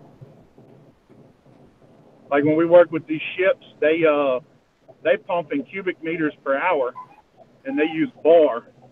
We use PSI and barrels per hour. U.S. oil field barrels per hour.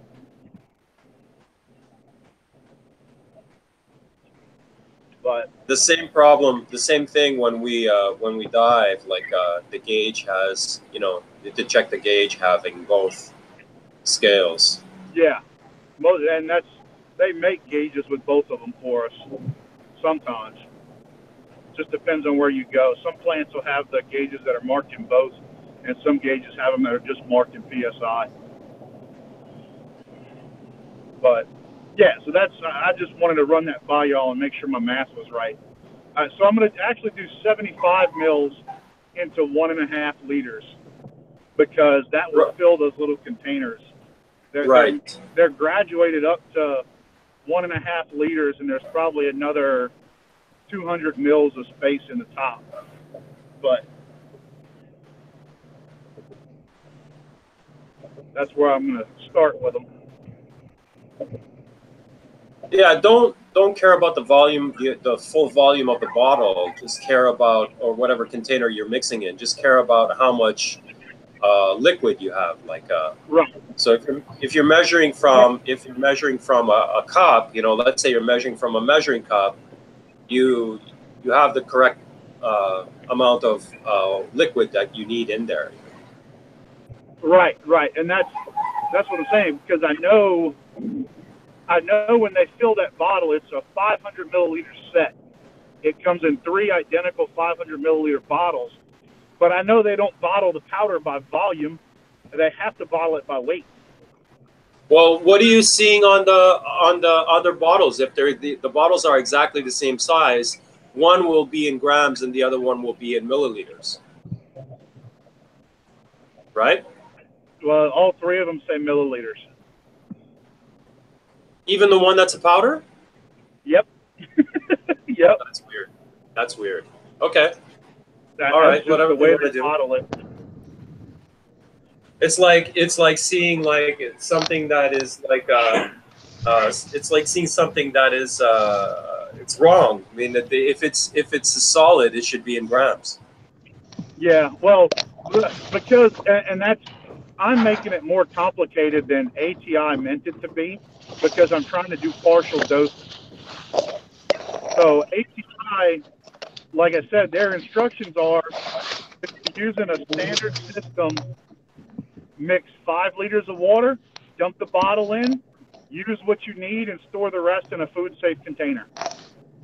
Food-safe, water-sealed container. That's their exact mixing instructions. Or if you have a nano, use 10 liters of water, you know, and double your dosage on their calculator.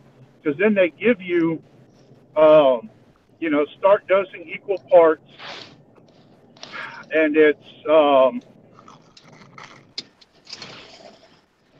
what is the dosage? I'll have to look at the dosage. But it's so when many you're milliliters.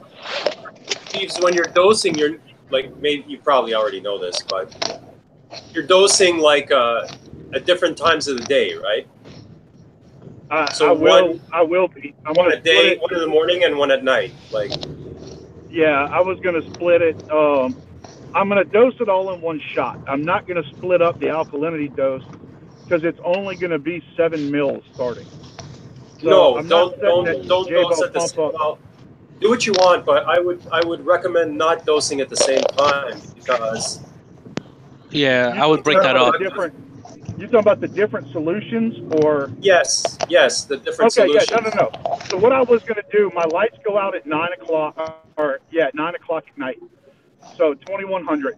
So I was going to set calcium for 2100, alkalinity for midnight, and then the magnesium for 3 a.m.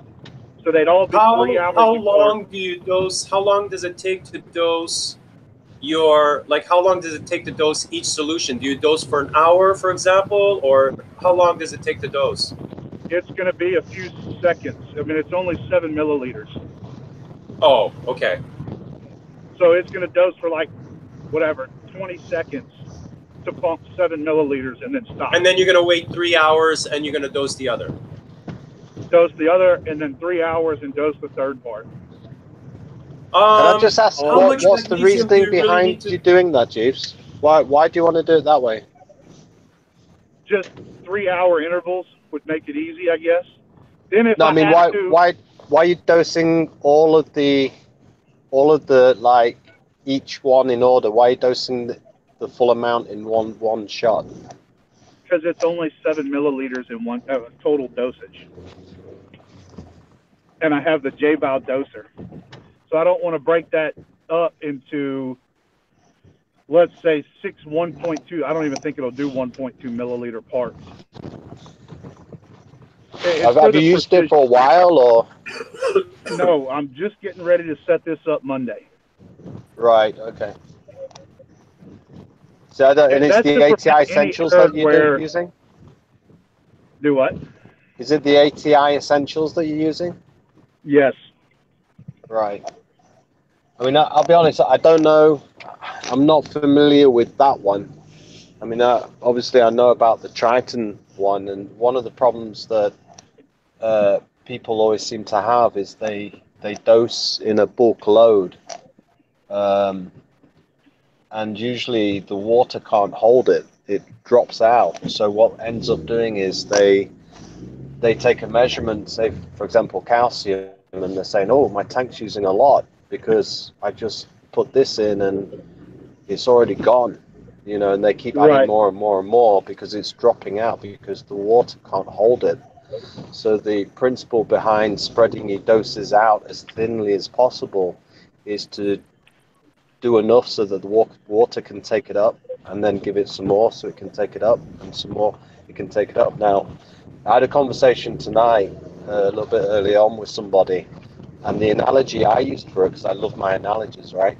The analogy I used for it was, imagine if I had 50 tennis balls and I stood you up against a wall and I threw a tennis ball at you every 5 to 10 seconds. You could probably hold all 50 tennis balls, right? Now, if I stood you up against the wall and I threw all 50 tennis balls to you at once, could you still hold all 50 tennis balls? No, and I get that theory behind it, but that's my thing is I'm only correcting like 0.2 DKH per day.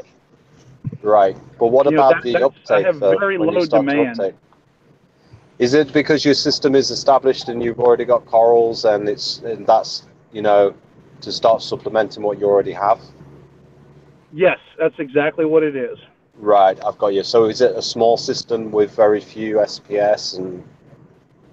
Exactly what it is. It's a 24-gallon. I've got you. With just a couple of SPS frags and mostly LPS and a couple of softies. I've got you. So it's extremely low demand. Right, I've got you. What my suggestion would be to do it the way you're thinking of doing it, but if you notice that you seem to be needing to dose more and more and more, just consider it might be because the water's not holding it then. Right, I would need to break that up into 2 doses each. Yeah, but if you're confident that, you know, you're doing such a small dosing, then, I can try it. See. Nick, not 2 doses each, right? Not 2 doses each, Nick.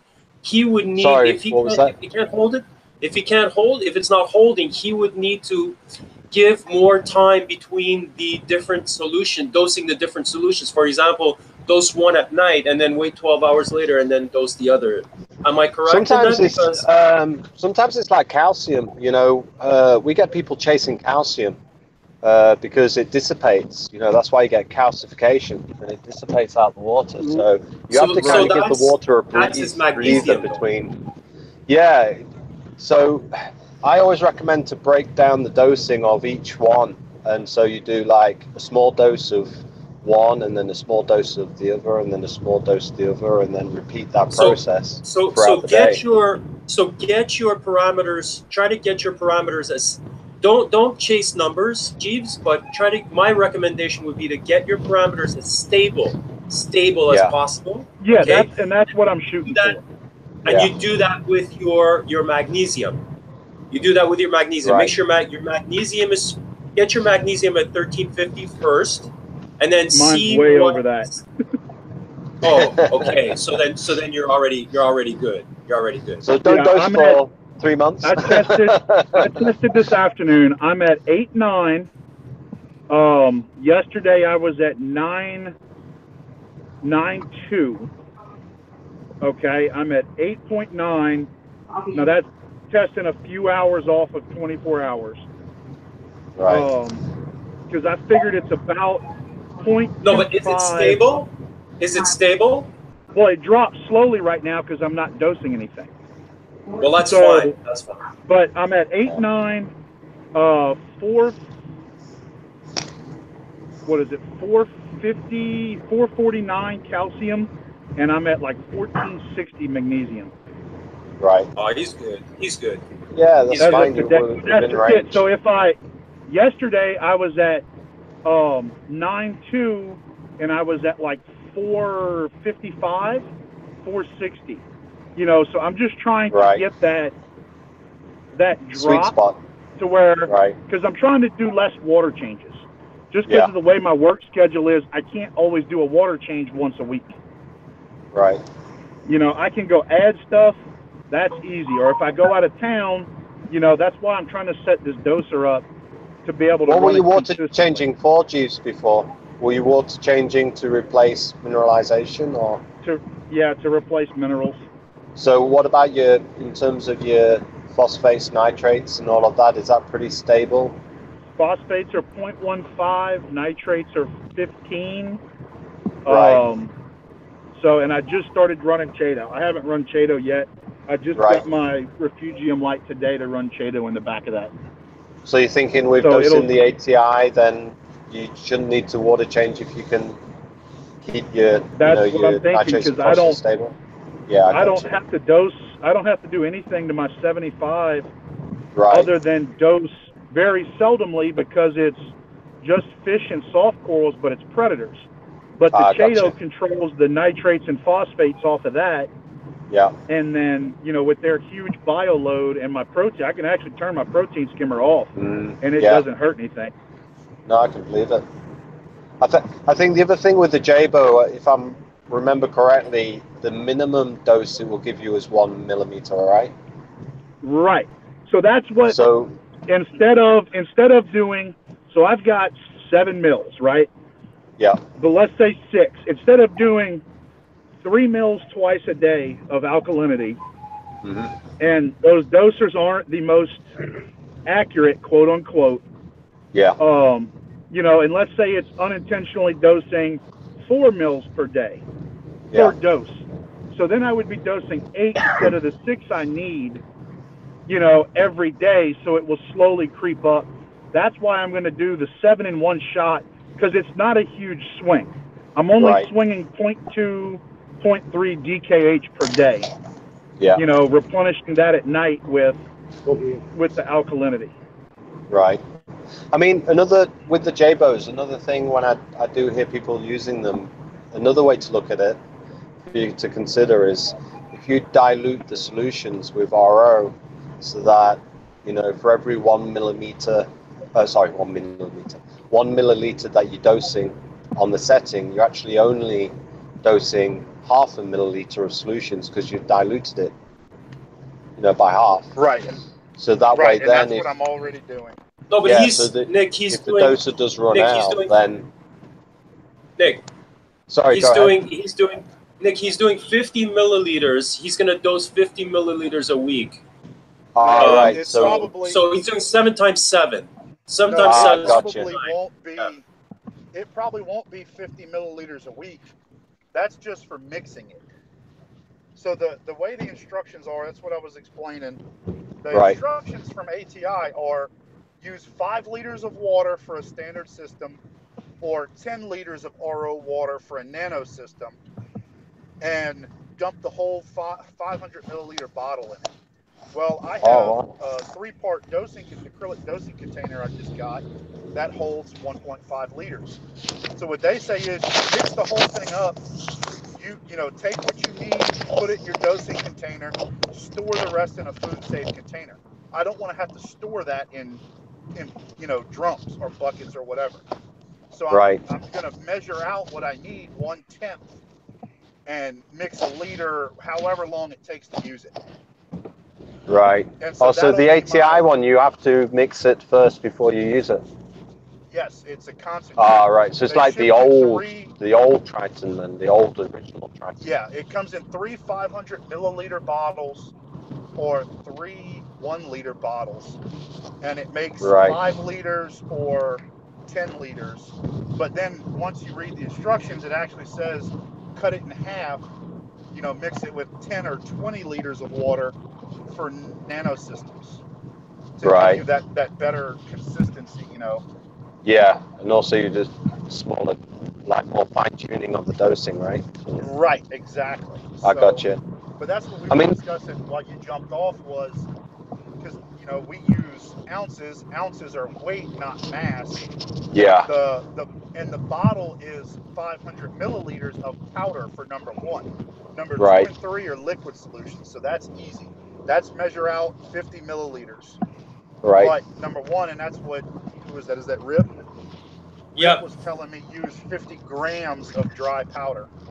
Right. It'd be the same as 50 mils.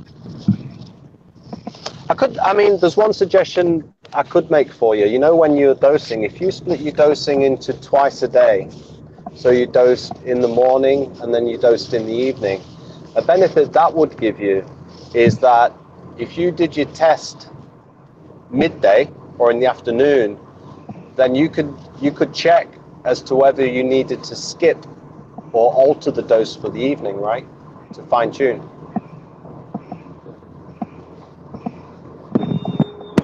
Hold on, I'm gonna mute y'all for a second, so if y'all talk, I'm listening, but I guess I'm. Yeah, Nick, I basically suggested to him to do it every 12 hours. He's saying to do it every 3 hours. My suggestion was do it every 12 hours and dose once a day every 12 hours for each solution. Right.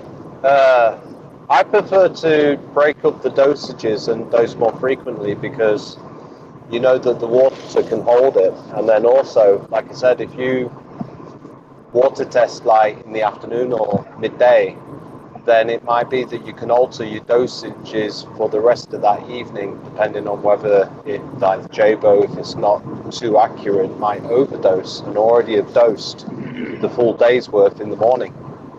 So then you can cut back on the evening. What do you think is better? Breaking up your dosages?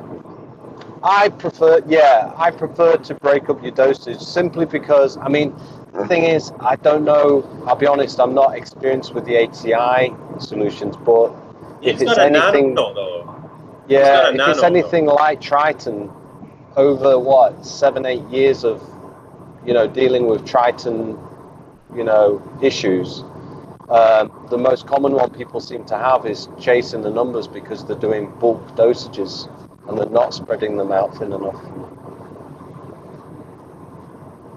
Well, what my plan is so I'm going to start off dosing 7 mils, okay? Right. It should be able to handle 7 mils of ATI because I'm experimenting. Right. With CChem, and I've dosed bigger swings. Right. So I've dosed 0.5 DKH at one time, and it comes out right where it's supposed to be. Well, the thing is, Jeeves, it's one of them for me because, like I said, I haven't got a lot of experience with the ATI one, so I think in this case, I think I'll be following you, right?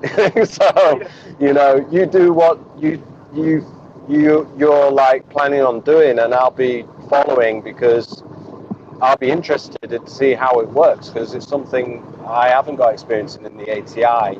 That's what I recommend for the Triton, but it might be, like you said, the way you're doing it might work in that sense for that one. So right. Well, I'm going to experiment with it. I mean, I think I did the math on it. I'm pretty good at the math and the conversions and all that. But I just wanted to run it by guys that use metric. The only part that I was having trouble with was, we use ounces weight, y'all use grams mass. Mass is independent of specific gravity because everything that I do on the chemical side is done with specific gravities. You have to know the pounds per gallon to be able to figure out how many pounds you would need of dry material versus how many gallons of liquid material. So that's was the disconnect for me. But I think, like you said, both of y'all said, that's 50 right, grams is 50 mils. Supposedly it's a 500 mil bottle of and I'll know at the end. I'll know when I get to the end of this. It might take 6 months, it might take 8 months.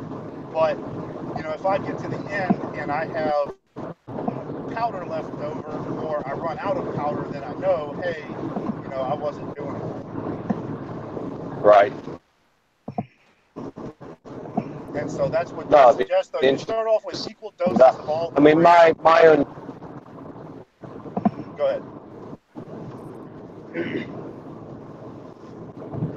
I mean, my only thing is just to err on the side.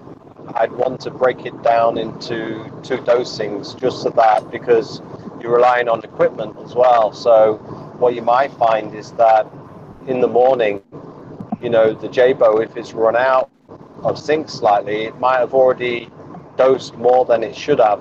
So you can either, you know, take a reading in the afternoon and go, oh, it's dosed more than it should have done, and draw back on the evening dose, or it might have even, you know, dosed way too much in the day and you found it's already dosed a full day's quota. So it just gives you a little bit of a chance to, you know, see if it's running right and alter the evening dose accordingly if needed.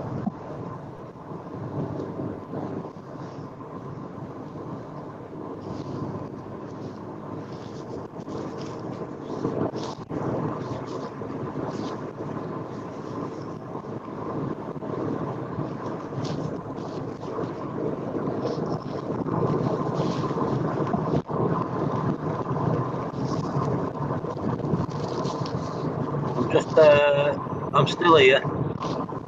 Sorry guys, I'm on the road, so I don't know if I'm braking or not. Alright. You're noisy. Am I noisy? You're noisy. I can hear the road. Oh, I'm sorry. Do you want me It's to all mute? good. Is it too noisy? Nah, it's all good. I'm okay. It's up to you guys. Okay.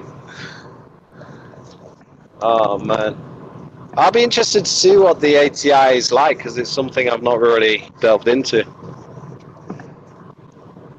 I would expect them to be like all similar, like personally. Right. I think we're going to see more and more products like that as well. I know Cruise likes the Reefabolics, and there's a new one coming to the UK called Quantum, They use which is a similar Aquaforest. thing. They There's use Aquaforest Aquaforest down as here. well. Yeah. Right. Is it really popular? Everybody's using Aquaforest here. I use natural salt water because like it's Right. I just find it better. I do too. I use natural salt water for water changes and stuff. Have you heard of Quantum, Rick? No, I never heard that. I didn't see that online either, but I could look it up. You're in Australia, right? I'm in the Philippines, actually. Oh, you're in Philippines. Sorry. Yeah, I forgot. Yeah, Philippines, isn't it? Oh, it's an Australian brand, that's all.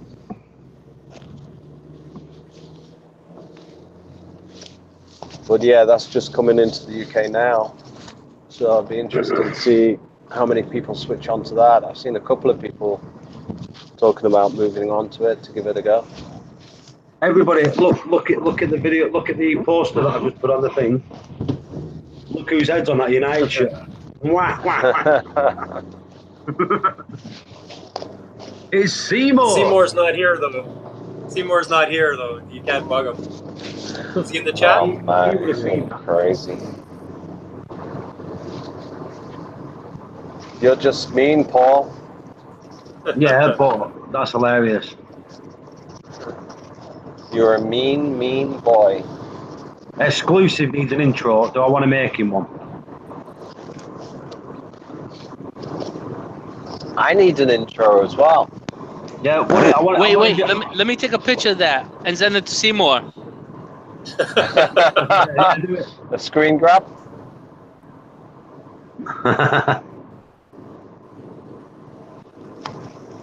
That's the top, innit? He's gonna love this. What does the ATI Essentials range consist of? Is it solutions? Have they got a lot of like little bowls and stuff like with the Triton as well? You know, like.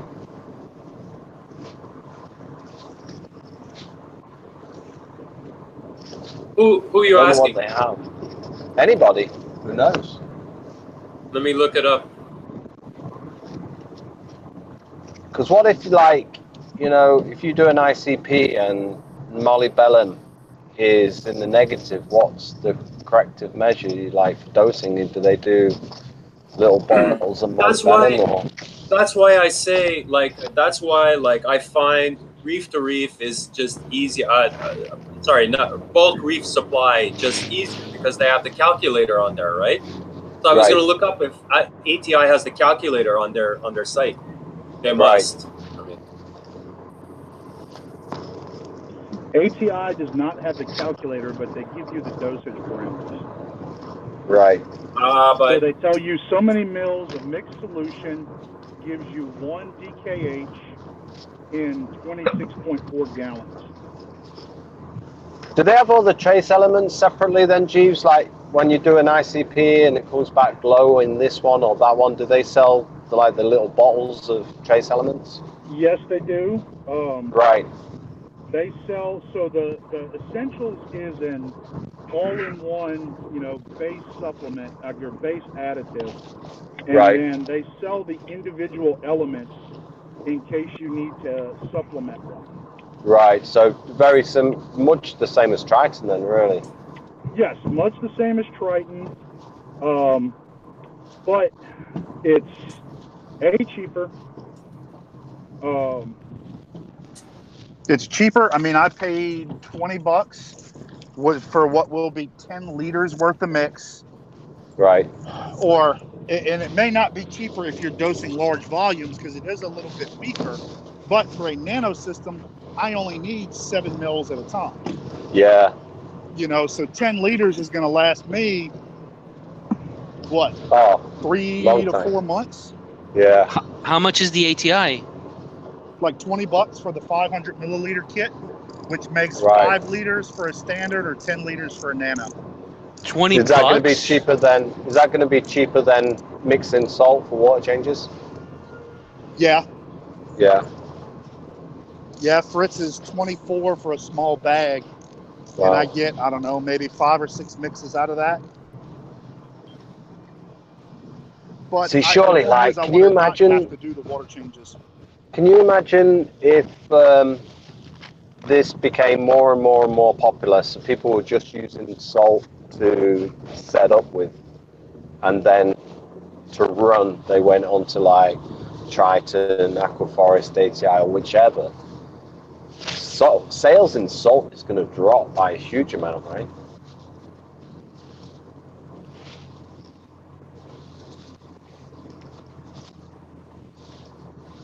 maybe. Well, just think of how much salt is used for water changing. So if people aren't doing that, I find that like mixing up a bunch of salt and making a whole big water change is, I don't know. I don't do that. I don't want to be negative on anybody else. Like I don't want to say anything like negative, but like they're doing it wrong. I find that just wasteful. I just find that wasteful. You're just wasting water. I mean, you're trying to change. Rick said that you're doing it wrong. It's not a goldfish bowl, Like you're not changing all the water out of your system. You shouldn't have to do that. Like, yeah, but I mean, I agree to a point. When you first starting up, I say the first 6 to 8 months, maybe a year, I think those water changes are critical. Really? And they're needed. No? Do you not agree? It depends. If you do it your way, X, yeah.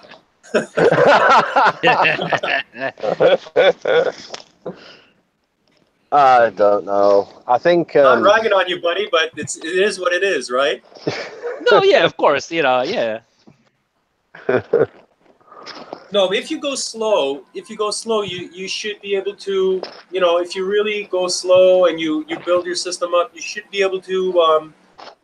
You should never have to swap out all the water in your system, like make 50% water change, or if you want to change a little bit of water in your tank, that's in your system, that's fine, whatever, but doing these drastic water changes, I don't know.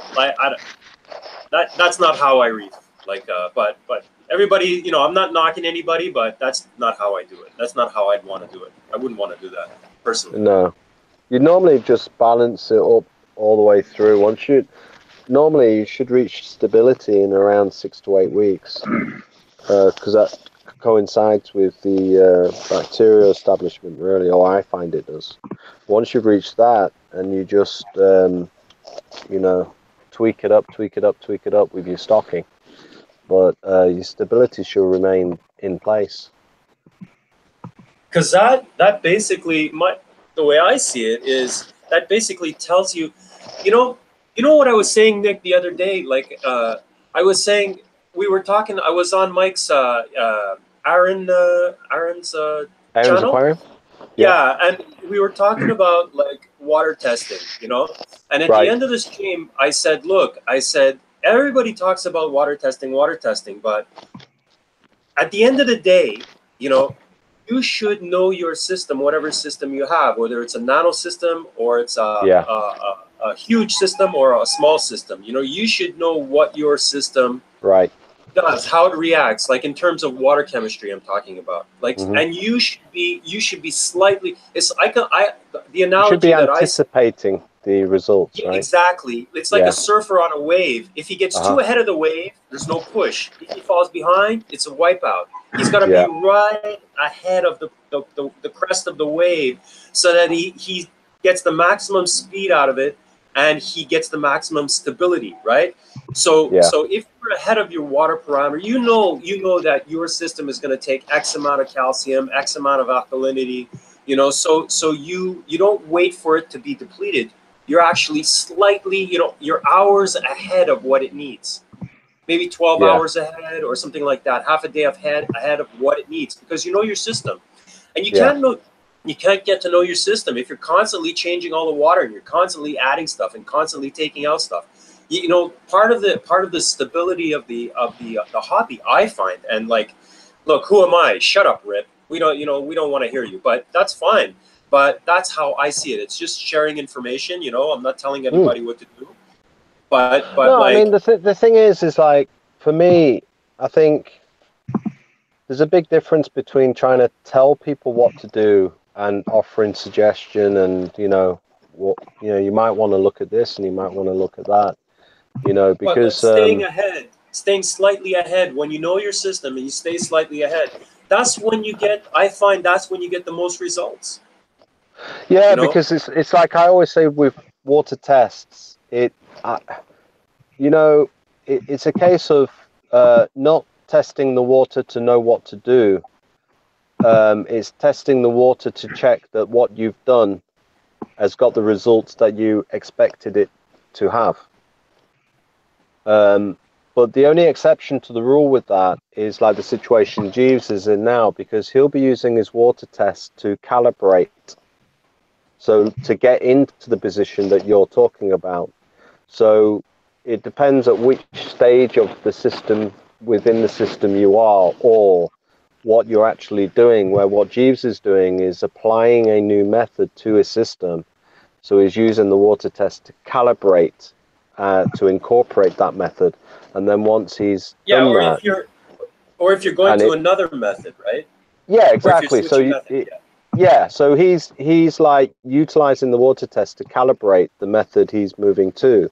But once he's done that, and then he's built up a little bit of history, he will then be doing in the position you're talking about, where he'll be anticipating the results from the water test to check that he's, like you said, riding that wave, that he is in that position still. Because he'll be, you know, like you say, anticipating what he needs to do, doing it, and then checking with the water test that it's had the result that he anticipated it to have.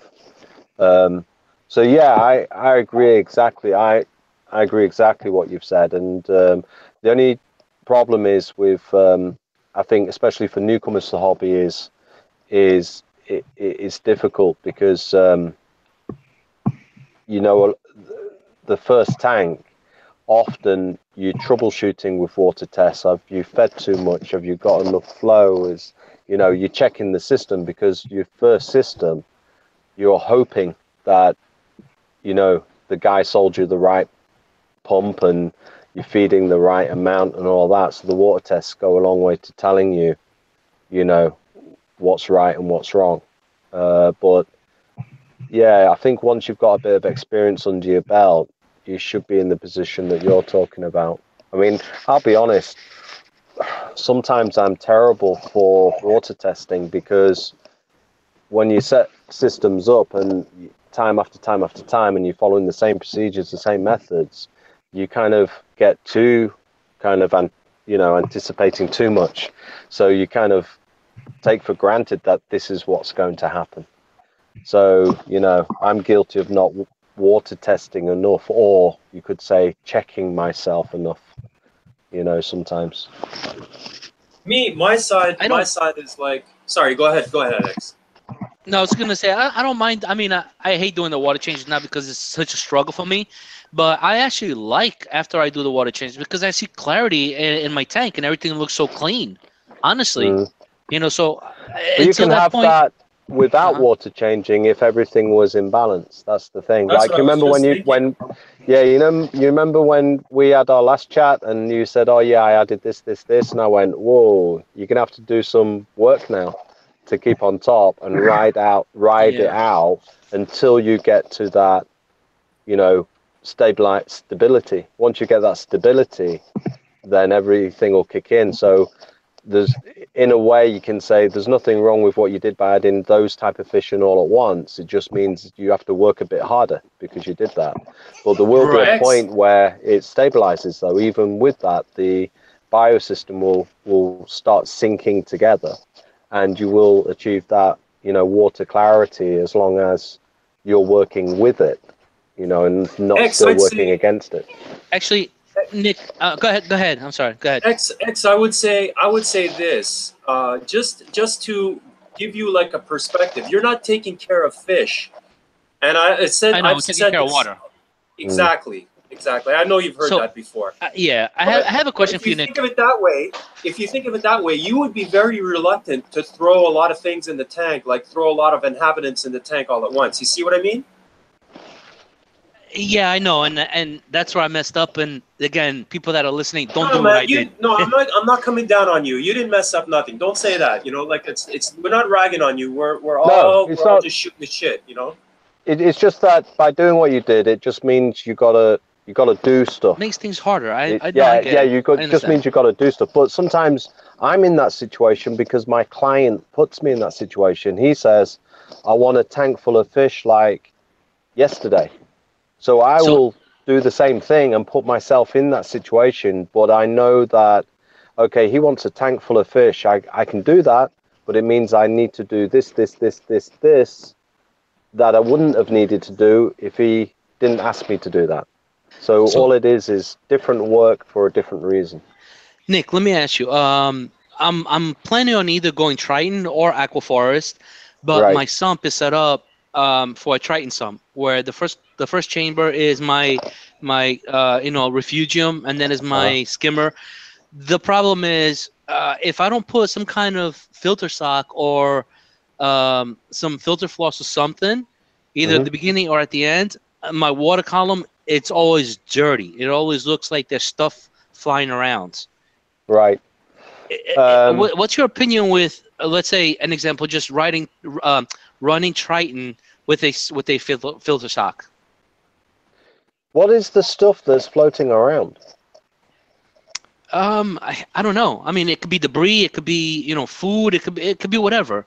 You know what I mean? I mean, I had my Chato that was flying all over the place because, again, the Chato it's breaking apart into pieces and it's just flying all over the tank. And that's one of the reasons why I cleaned out my sump today, because I had Chato all over the sump. Right. See, one of the things you can do with your Chato is you can put it in a net. I did that today. So I'm actually gonna run the Chato now for 12 hours a night because it is in the net. So I want to give it more light. Right. But what I would say is if you've got particles floating around in the water and your system is new, then it's either going to be fish waste or food. Because and he what had a problem. can it be, right? You had a problem with your skimmer, right? I mean, if you want him to help you, he needs to know that. Well, the skimmer was just going up and down. You know what I mean? I have the Vertex skimmer, and it was just like one day it was okay, the next day I come in. So you fixed that. I'm still working on it. It's like I lowered the skimmer all the way down, and it's at halfway right now, and it's slowly starting to come. How old's your system, Max? 3 weeks from the time I put water in. I tell my clients, like, we don't put a skimmer on a system for 3 months. Oh wow! Okay. Because your establishing the system. Bacteria. So right. yeah, so if you need to use a skimmer in 3 weeks of running a system, then to me you're overfeeding. I do overfeed. I Right. do have a heavy hand. I So, feed like 2-3 right. times. Right. So what have I always told you when we've spoken? Right. To feed Always less, said- I'm doing that. Right. So this is what I'm saying. So in a way, I could kind of say, no matter what I say, you're going to do what you want What to I do. want to do. Yeah, of course. So right. why should I waste my time? I figured. Oh, I figured. Oh, like X, feeding I'll them. put it this Smart on way. it. X, I'll put it this way, right? I charge £900 a day to go and set up a system. Nice. I charge £450 a day to plumb in equipment and just fill a tank. So if my next 10 minutes I charged you $50, would you do what I said, or would you ignore it when you paid the $50? No, of course. Yeah. No, Right. I get your point, Nick. Right. You know, So I what I'm figured. saying is that, You know. I'm giving Nick, you free advice that somebody else pays for. Yeah. No, I appreciate it, Nick. So Where I was coming from was I said, all right, if I'm feeding 2-3 times a day, but to me, heavy might not be heavy to you, but because throughout the day, I'm only feeding basically 1 cube of food, just broken down into 3 times a no, day. Nick, what I would too say much. for him, what I'd say for him is like give small feedings multiple times a day. No, because I think that's the best. You've for already his answered situation. your own question. Yeah, but he's already answered your own question, X, because you said to me, "Hey Nick, what's your feeling on using filter socks? Because I've got all this crap floating around in my tank." And I said, "What is it? Why have you got crap floating around in your tank?" Well, where does crap come from? Either from the fish's belly or from food. Either way, if it's coming from the fish's belly, that's food that it's eaten. Nick, So- it's not just like fish poop. I'm talking about like really fine particles. I Yeah. can't So what are explain those it. What are those particles then? I don't know. To be honestly, it I sand? don't know. It's not sand. So look at Is so it look rock? at your sump. Is it It's coming not the from rock. the return pump? Right. Is it coming from the return pump? It is, yeah. So what's happening in your sump? Just take a look down there, because you're the best pair of eyes that can, we can guess, but you're on site and you can actually see what's happening. So take a look at what's happening in your sump. Well, I think that's what it was. In the first chamber, I had the marine pure block and pieces of rubble rock, and it was capturing all the debris. So today in the morning, I lifted up the marine pure block, and it was like full of food, honestly, in there, Yeah. and just dirt. And But So I cleaned that all what I up. would do. Go ahead, Nick. Man. Sorry. See, this is the whole point. So if you've got food in your sump, why isn't it in the fish's belly? So if you see what I mean? If the food isn't in the fish, then you've fed too much food because the fish didn't get it. Nick, Yeah. he can feed for 2 reasons, right? He can if he wants to, okay, he can have a little bit of overfeed, okay, and have it accumulate in the sump, basically to provide nutrients for the Cheeto or whatever macroalgae he wants But to use again, there. he shouldn't, for me personally, I wouldn't use algae and I wouldn't use the skimmer for months. Because if you think about it this way... Yeah, you need to go slow, X. He's right in what he's saying. No, like, what I'm saying is, for me, the first 2 months, right? Like you said, Rick, you don't care about the fish because your first priority is your bacteria. It takes 6 to 8 weeks to establish bacteria in your system. So the fish are only there to feed the bacteria.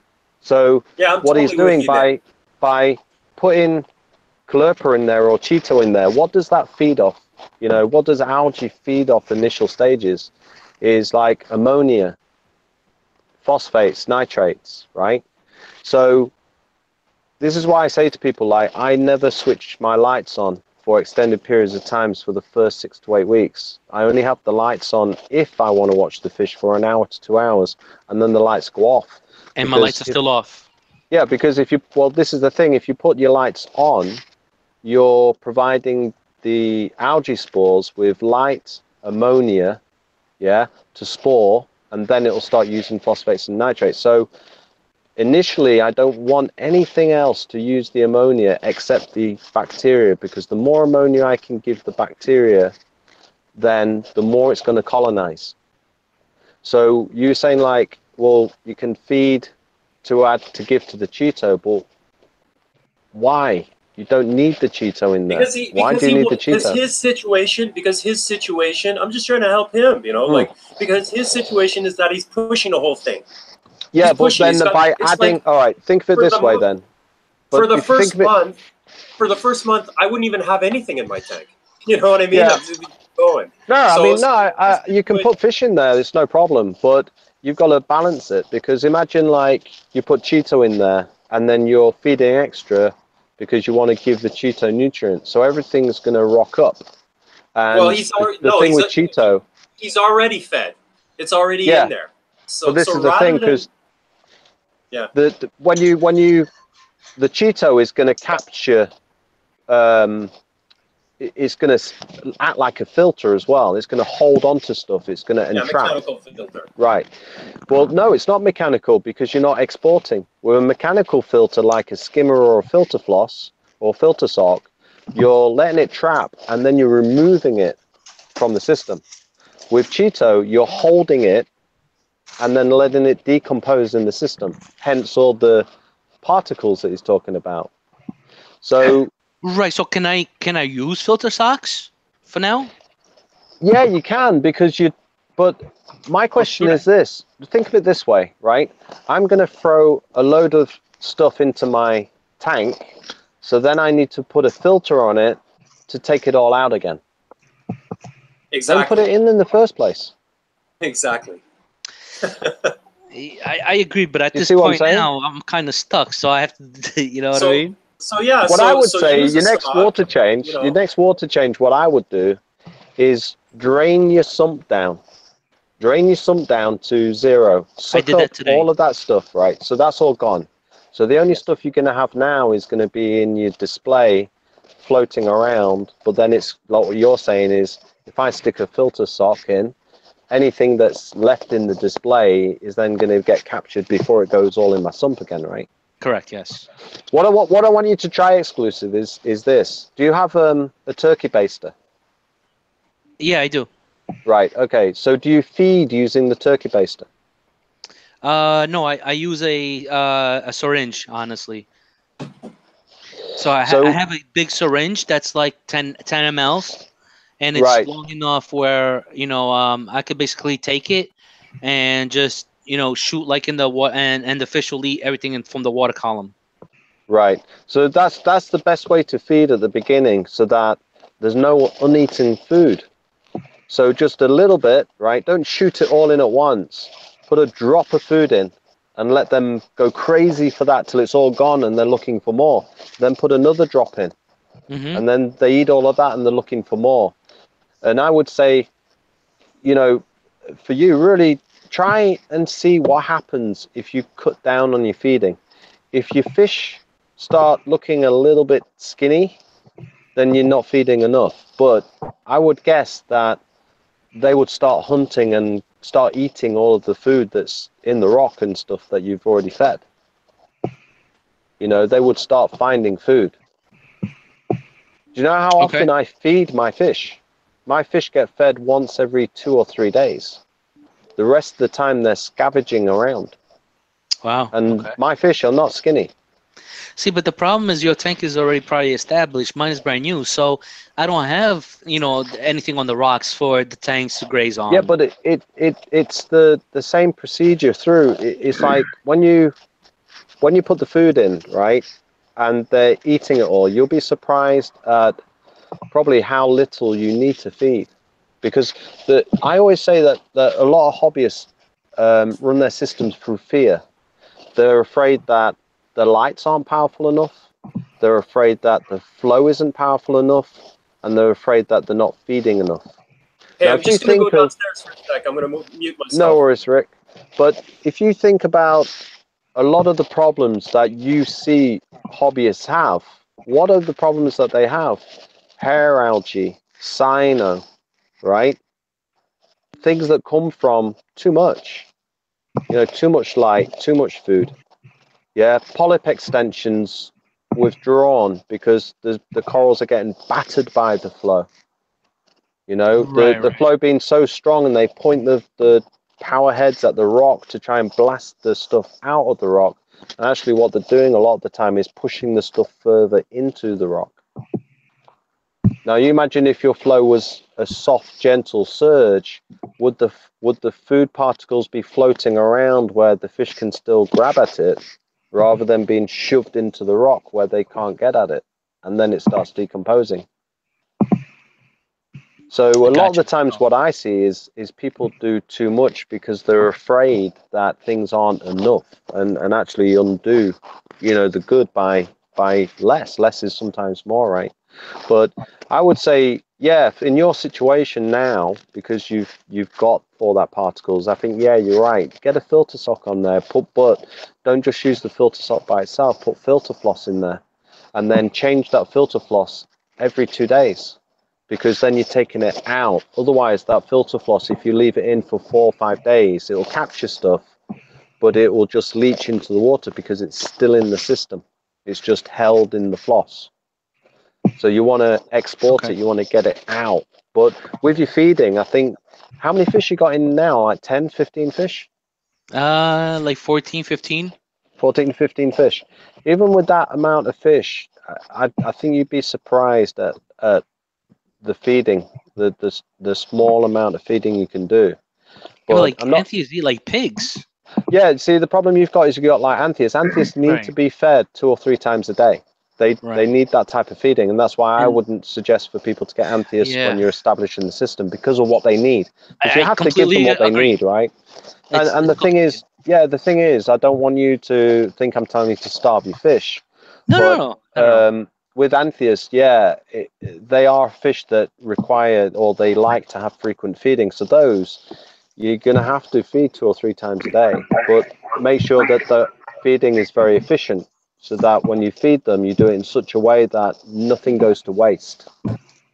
Because you've got to try and limit your waste so that you're not having to do such big water changes to combat it. I'm actually about to do a feeding, because I did a feeding today. It was about like 7 in the morning, so I'm about to do the second feeding of the day. I could show you exactly everything, how much I'm feeding and how much I'm putting in there, and you can see exactly what happens during that feeding. All right. Yeah, that'd be good. All right. I'll be right back. Let's have a look. I better go on to text, huh? I'm just doctoring a picture of Woody. Paul, can you remember with your feeding? What?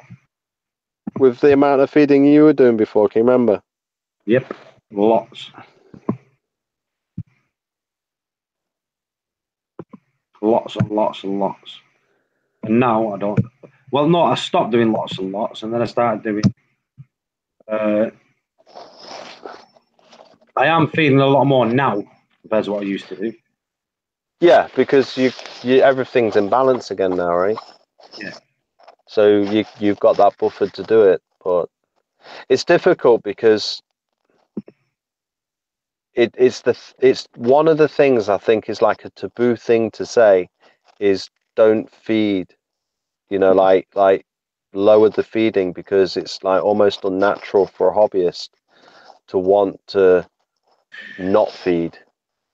It's like I'm being cruel, or the fish are going to die if they don't eat enough, or you're starving them, and it's like an unnatural thing for people to want to do. So when you say lower your feeding, it's like, oh, you're a bad guy, like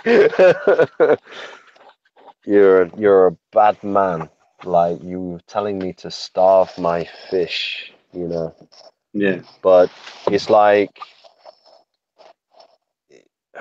I don't know, sometimes it's like you're not going to starve them, that they're going to hunt more and eat more. they're going to, you know, probably stay the same in terms of their intake, even because you think that by feeding more, even if you know you're overfeeding, you at least you know they've got enough, right? Yeah. But it's not like us. If we get a big pile of food on our plate and we only eat half of it and the other half goes in the bin, and it's like, well, I'm full. But Okay, the only Nick. problem is we're not polluting ourselves by doing that. Yeah. I don't know if you could see the water column. Let me see. You see it? Let me see. Let me just One pin second. yours. You see my water column? Yeah. 1 second. Yeah. So this is what I'm talking about. These little particles that drive me nuts, and I have no idea where they're coming from. Yeah, that's just like fish. That's reef. That's reef snow. That's coral snow. Yeah, so that drives me nuts. But okay, so what I dose, let me just put this down. It's very hard to do this with the laptop in one hand. Let me just move this.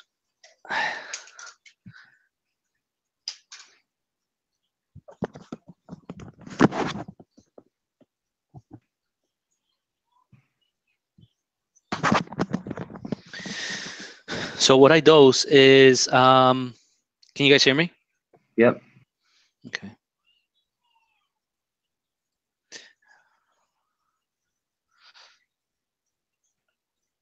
Right there, 4 mLs of brine shrimp and mysis.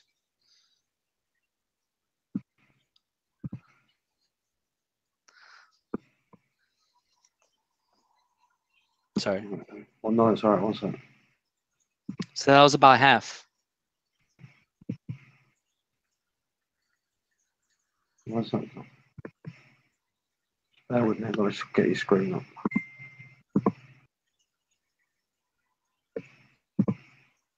What I'd do, I'd put some filter floss in, filter it all out, remove the filter floss, and see where you go from there. Because it's never going to go if it's not being flossed out.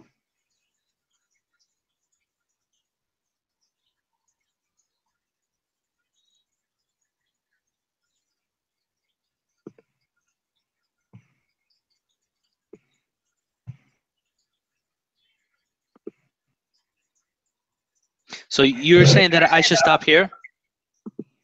I think you should. Get some filter floss. I have a sock in my sump. What? Yeah, but what thingy is it? What micron?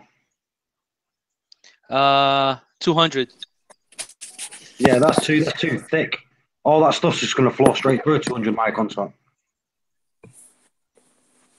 Hey, sorry, exclusive. My battery went on my phone. Oh, sorry. So out of that 4 mLs, I dose 2.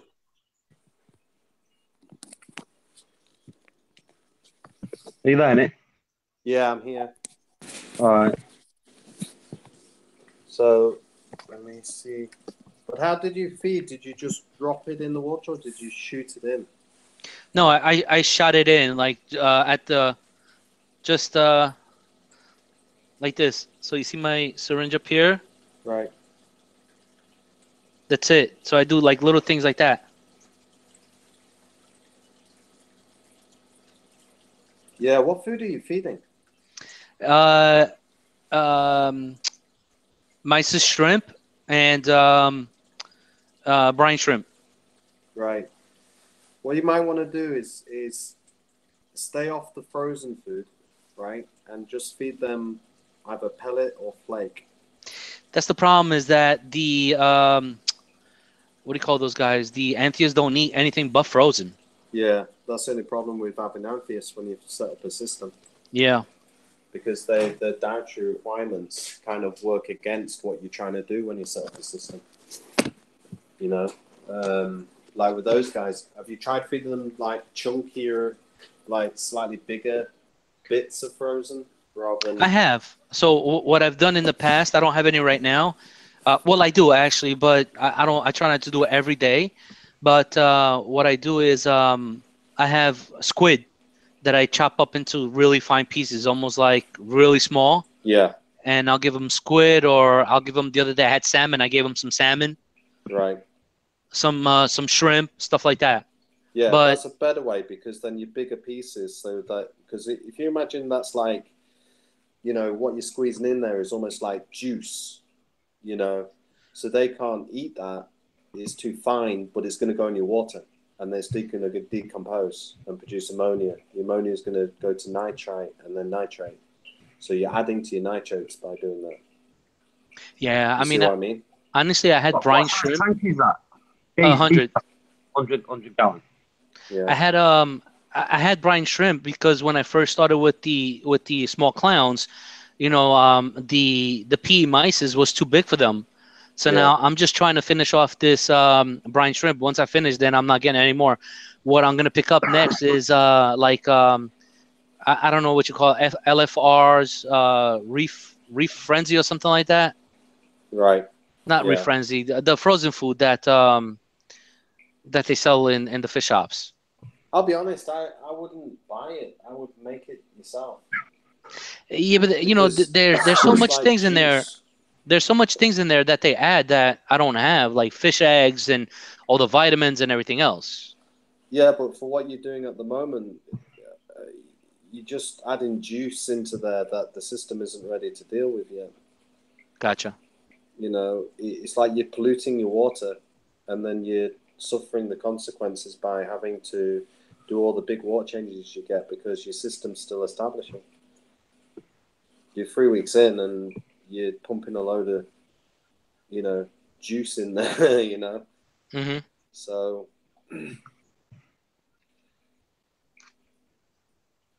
yeah, but so yeah, that's my feeding. I don't know. I don't know what else to do.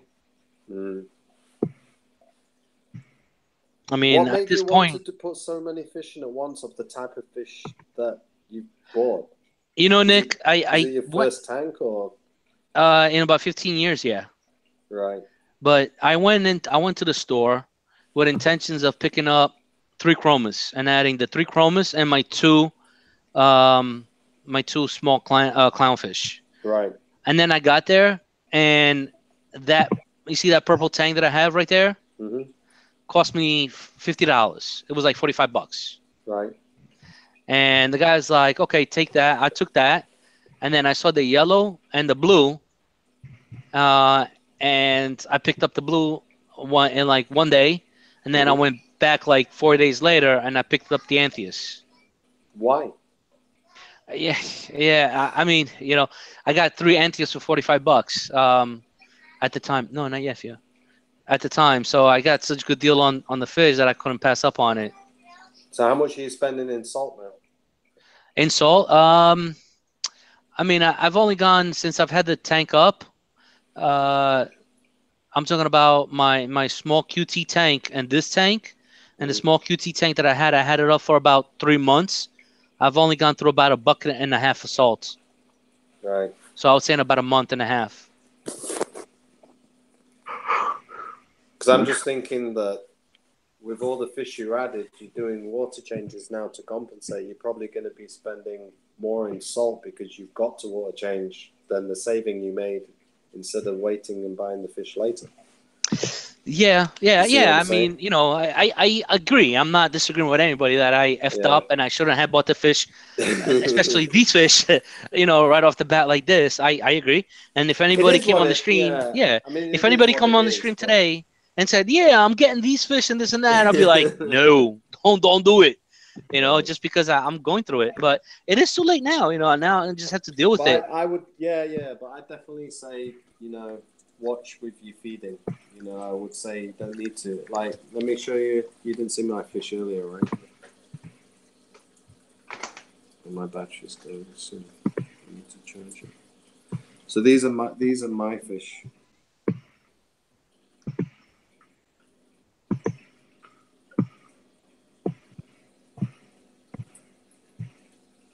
Can you see that exclusive?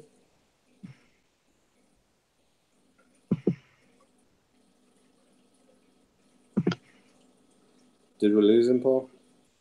Yeah, exclusive. Sorry, no, I muted myself by mistake. What am I looking at? Is it a fox face? Yeah, fox face, right? So does he look skinny? I can't really see. The picture's kind of jittery. Okay, let me with the frames but no, I mean, you know best. If you tell me he's not, he's not. I'm not gonna, If you look, let me see if I can hold it. Yeah, I see what you mean. How's your fox face? How's your fox face still awake? Mine goes to bed about 7 o'clock. If you look at my chromis as well.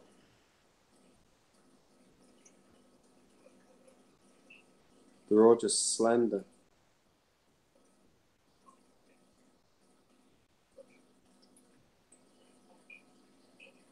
Yeah, no, I see what you mean. Yeah. But so these fish only get fed once every 2 days, maybe once every 3 days. And the rest of the time they're just picking away. So that's why, like you said, I was thinking of getting 3 chromis and the paraclowns. That's a good choice of fish for your first fish because they don't need feeding 3 times a day like the anthias do. So it means that you're not going to be polluting your tank trying to keep them alive. Like something like a fox face is going to go and pick at the rock anyway. Right. And you see, and that's why I'm running the skimmer because yes, why am I running the skimmer? I didn't want to run it, but now I have to because I need to export, and I need the skimmer to clean all the poop that's coming out of those fish. Yeah, that's the thing. So you're counteracting what you're trying to do in a way. So that's why I said, you're right. You're going to have to do water changes. You're going to have to do this. You're going to have to do that. So it's like a lot of work, but it's just what you got to do, right? Exactly.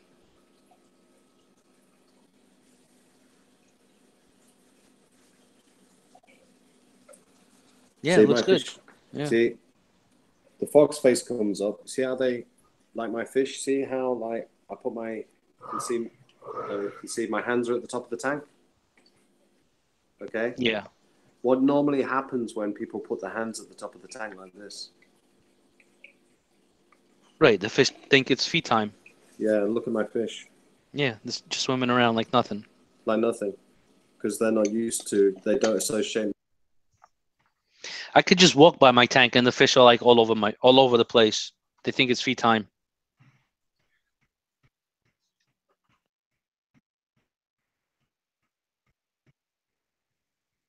I just, I want to feed less, but I'm just also kind of don't want the anthias to die because I'm only feeding them, once every day or once every 2 days. They'll die, and I don't want that.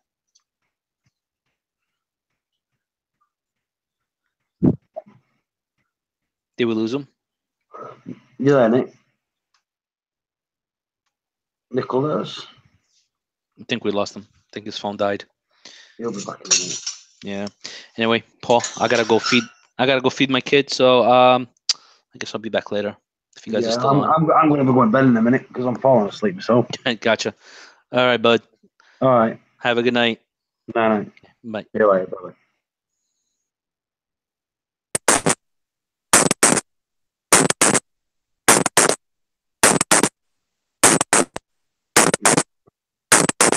Nick, drop out.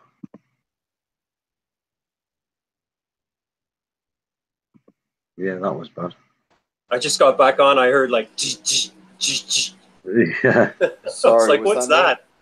Yeah, that was you, Nick. I had a loose connection somewhere, I think. My battery went, so I had to plug back in.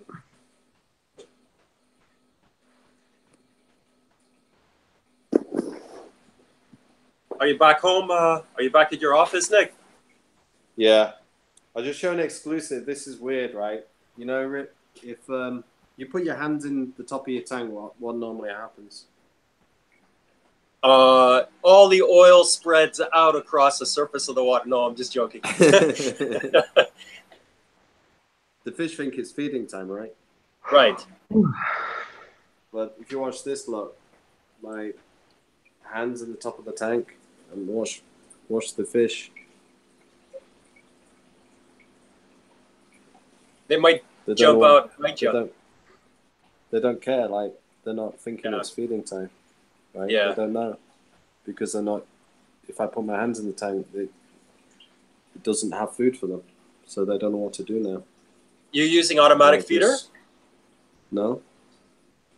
I just don't feed them all the time, so they don't know that my fingers are bringing them food all the time because they're used to finding it for themselves. My way is slightly different than you, Nick, and I'm not knocking your way at all. But I feed very small amounts, very often. Yeah, that's what it depends on. That's how I do it. Stuff. But that's me. Again, yeah, no, there's nothing wrong with that, and it depends on the system as well. Like this is what I was saying to Exclusive is like for me, I wouldn't get Amphius as when you're establishing your system because they need frequent feeding. So you have to. He's pushing. Yeah, he's pushing his. He's. I feel the way I see it. The way I see it. He shouldn't have done it. So. The way I see it is, look, he's part of our community, and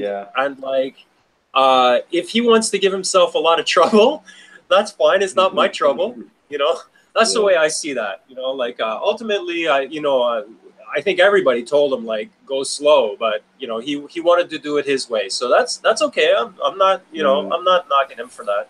No, that's the thing, and it's one of those where you go, I bet you wish you could rewind the clock, right? And he said himself, if somebody came in here, he'd tell them not to do what he did, and that's the thing. But when you're in the situation, it's like, why did you do that? And they're like, yeah, I know I shouldn't have done it, should I? But I still did.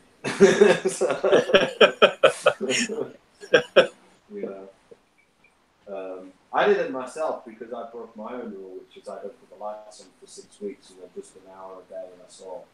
And one of my customers came down to see me and brought me some corals when I was only I did the same thing too. 3 weeks into my system, so I couldn't I didn't know he was bringing me any coral. He just turned up, came to see me and said, "Hey, I've got some corals for your tank." I'm like, great. That means I need to put my lights on earlier than I wanted to. So I've done the same thing too. I've done exactly the same thing too. I'm out collecting, and then I gotta have this. I gotta have this, and then I gotta have this, So what happens is you see where that's going. You end up with too much, So yeah, I changed my attitude real quick, after the second or third, trip to the south part of I okay, you know what? I'm only gonna pick up this. I need this kind of snail. I need 4 of them. I need this kind of snail. I need 2 of them, and I need 1 of those and 2 of these, and that's all I'm picking up, and that's it. Because it doesn't work. Yeah, that's the problem, right? Oh shucks, you're still talking. Yep. Hey, what's up there? Is that Jeeves? What's up, Jeeves? No, he's not here. He's in here, but he's not talking. No, he's He's probably playing video games with Michael Aarons. Maybe. Oh, yeah, the big gamers, right? Yeah, him, Bubba, and Michael Aarons and Michael's son. They were playing video games the other day. It was hilarious. I tried to join, but maybe my computer couldn't handle it. I love Battlefield. Yeah. I don't know I don't remember the game. I'm terrible at shooting games, but it was just fun. Everybody was, Mage was there. They formed a crew together. You on your way home? You want to beat each other up? Are you on your way home, Steve? The hell is that? Yo, man. Yo, you. Let me tell you something. You're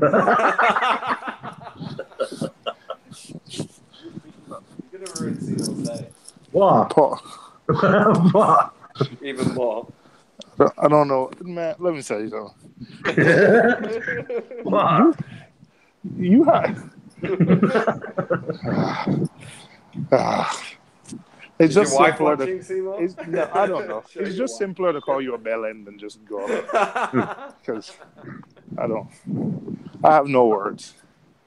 Yeah, but the thing is, we've got more proof, that you're a United fan. Because you've got another one. Look, you're in the background there. Look, with all the others. What? Oh my God. I'm like the only black guy in that picture. Oh, It's not even black. It's like a different color. What's that like, color? It's like a different everything. Look at this. I've got a picture of Woody. Right? You ready? Look. Look. Oh my God. It looks a little hunchback. Did you send it to him? Yeah. What did he say? I said, why are you wearing blue now? Why is everyone else wearing red? What did he say? I don't know yet. It's working, so he keeps jumping in and out of the chat. That's good, though, isn't it? That's a good enough. I mean, he actually put in the chat. He actually put in the chat. How did you get my family picture? How did you get that family picture? Oh boy.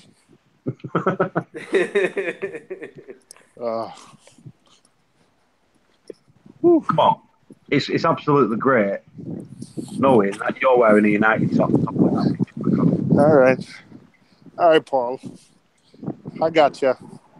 You got to admit, Seymour, that's a pretty damn good picture. It's horrible. It's funny because it's horrible. Yeah, but you've actually lost a bit of weight. The thing is, you've got a Jamaican head and Asian arms. It's a different color of skin. Hey. You could have at least made match the skin's color. Yeah, but I tried to get a picture where his face was forward, but he seems to do funny pictures, like posing pictures a lot. I hate taking pictures. Paul, show him the other picture where he's like. Paul, I got a nice picture with me and my son posting a Liverpool kit. Why didn't you use that one? Yeah, no, I was going to do that. I was going to do that, right? And I was going to put your kids' United tops on now. I thought you might not like it. Oh, them's fighting words. Them's fighting words. You saw the one with the two kids, everybody kitted out? Yep. My wife is the only. She's wearing a Barcelona top, so I cropped her. I took it. She wasn't allowed in the picture.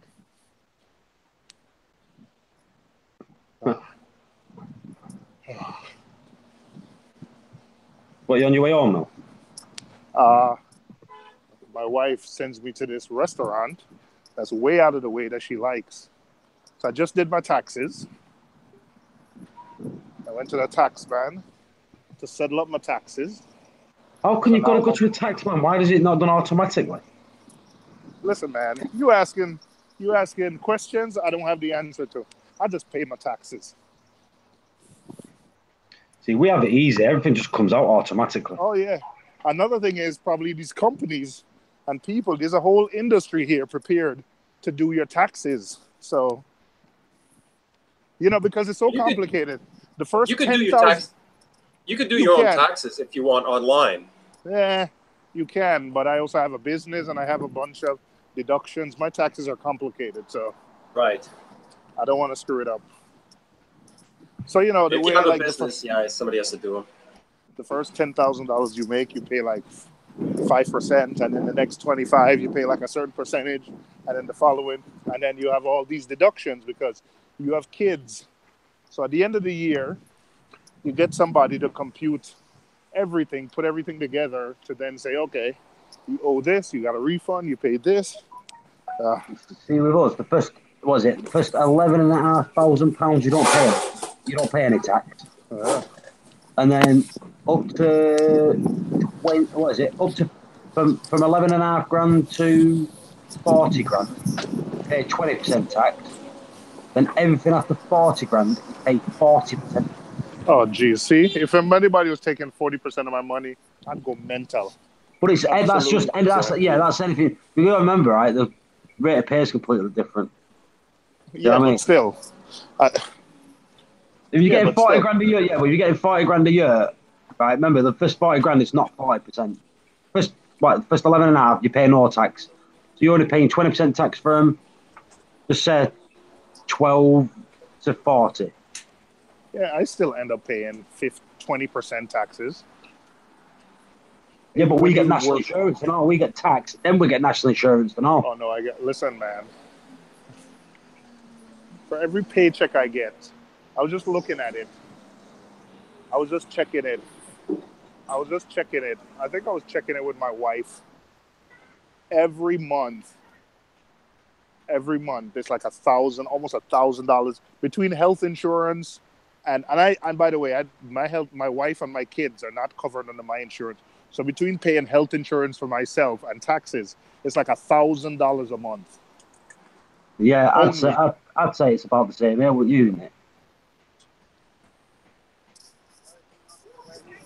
If I had to cover my family and me under health insurance, I'd pay like $700 a month in insurance only. And that's insurance cost only. Yeah. Bollocks. Yeah. Bellends bollocks. I can't believe that you was out and you never put a United thing on your face. So I had to do it for you. Listen, man. I asked you. You said no. No, sport me his name and my stream and everything. Hi. Yeah, Seymour. I don't. Right. Oro, well, probably. Oro. I don't know which. I'm going to bed in a minute. Okay. Fried shark, mixed fried rice, roast pork fried rice, shark pork fried rice, chicken fried rice. $57.44. All right. How long for the wait? About another 5 to 10 more minutes. Okay. All right. Give me the order again. Fried shark, mixed fried rice, roast pork fried rice, jerk pork fried rice, and chicken fried rice. All right. 56. $57.44. All right. Keep the change. Picking up. What's the name? Listen, man. Wait, hang on. You selected already? I was gonna say, can I? All right. I just wanted to get something to drink, like a soda or something.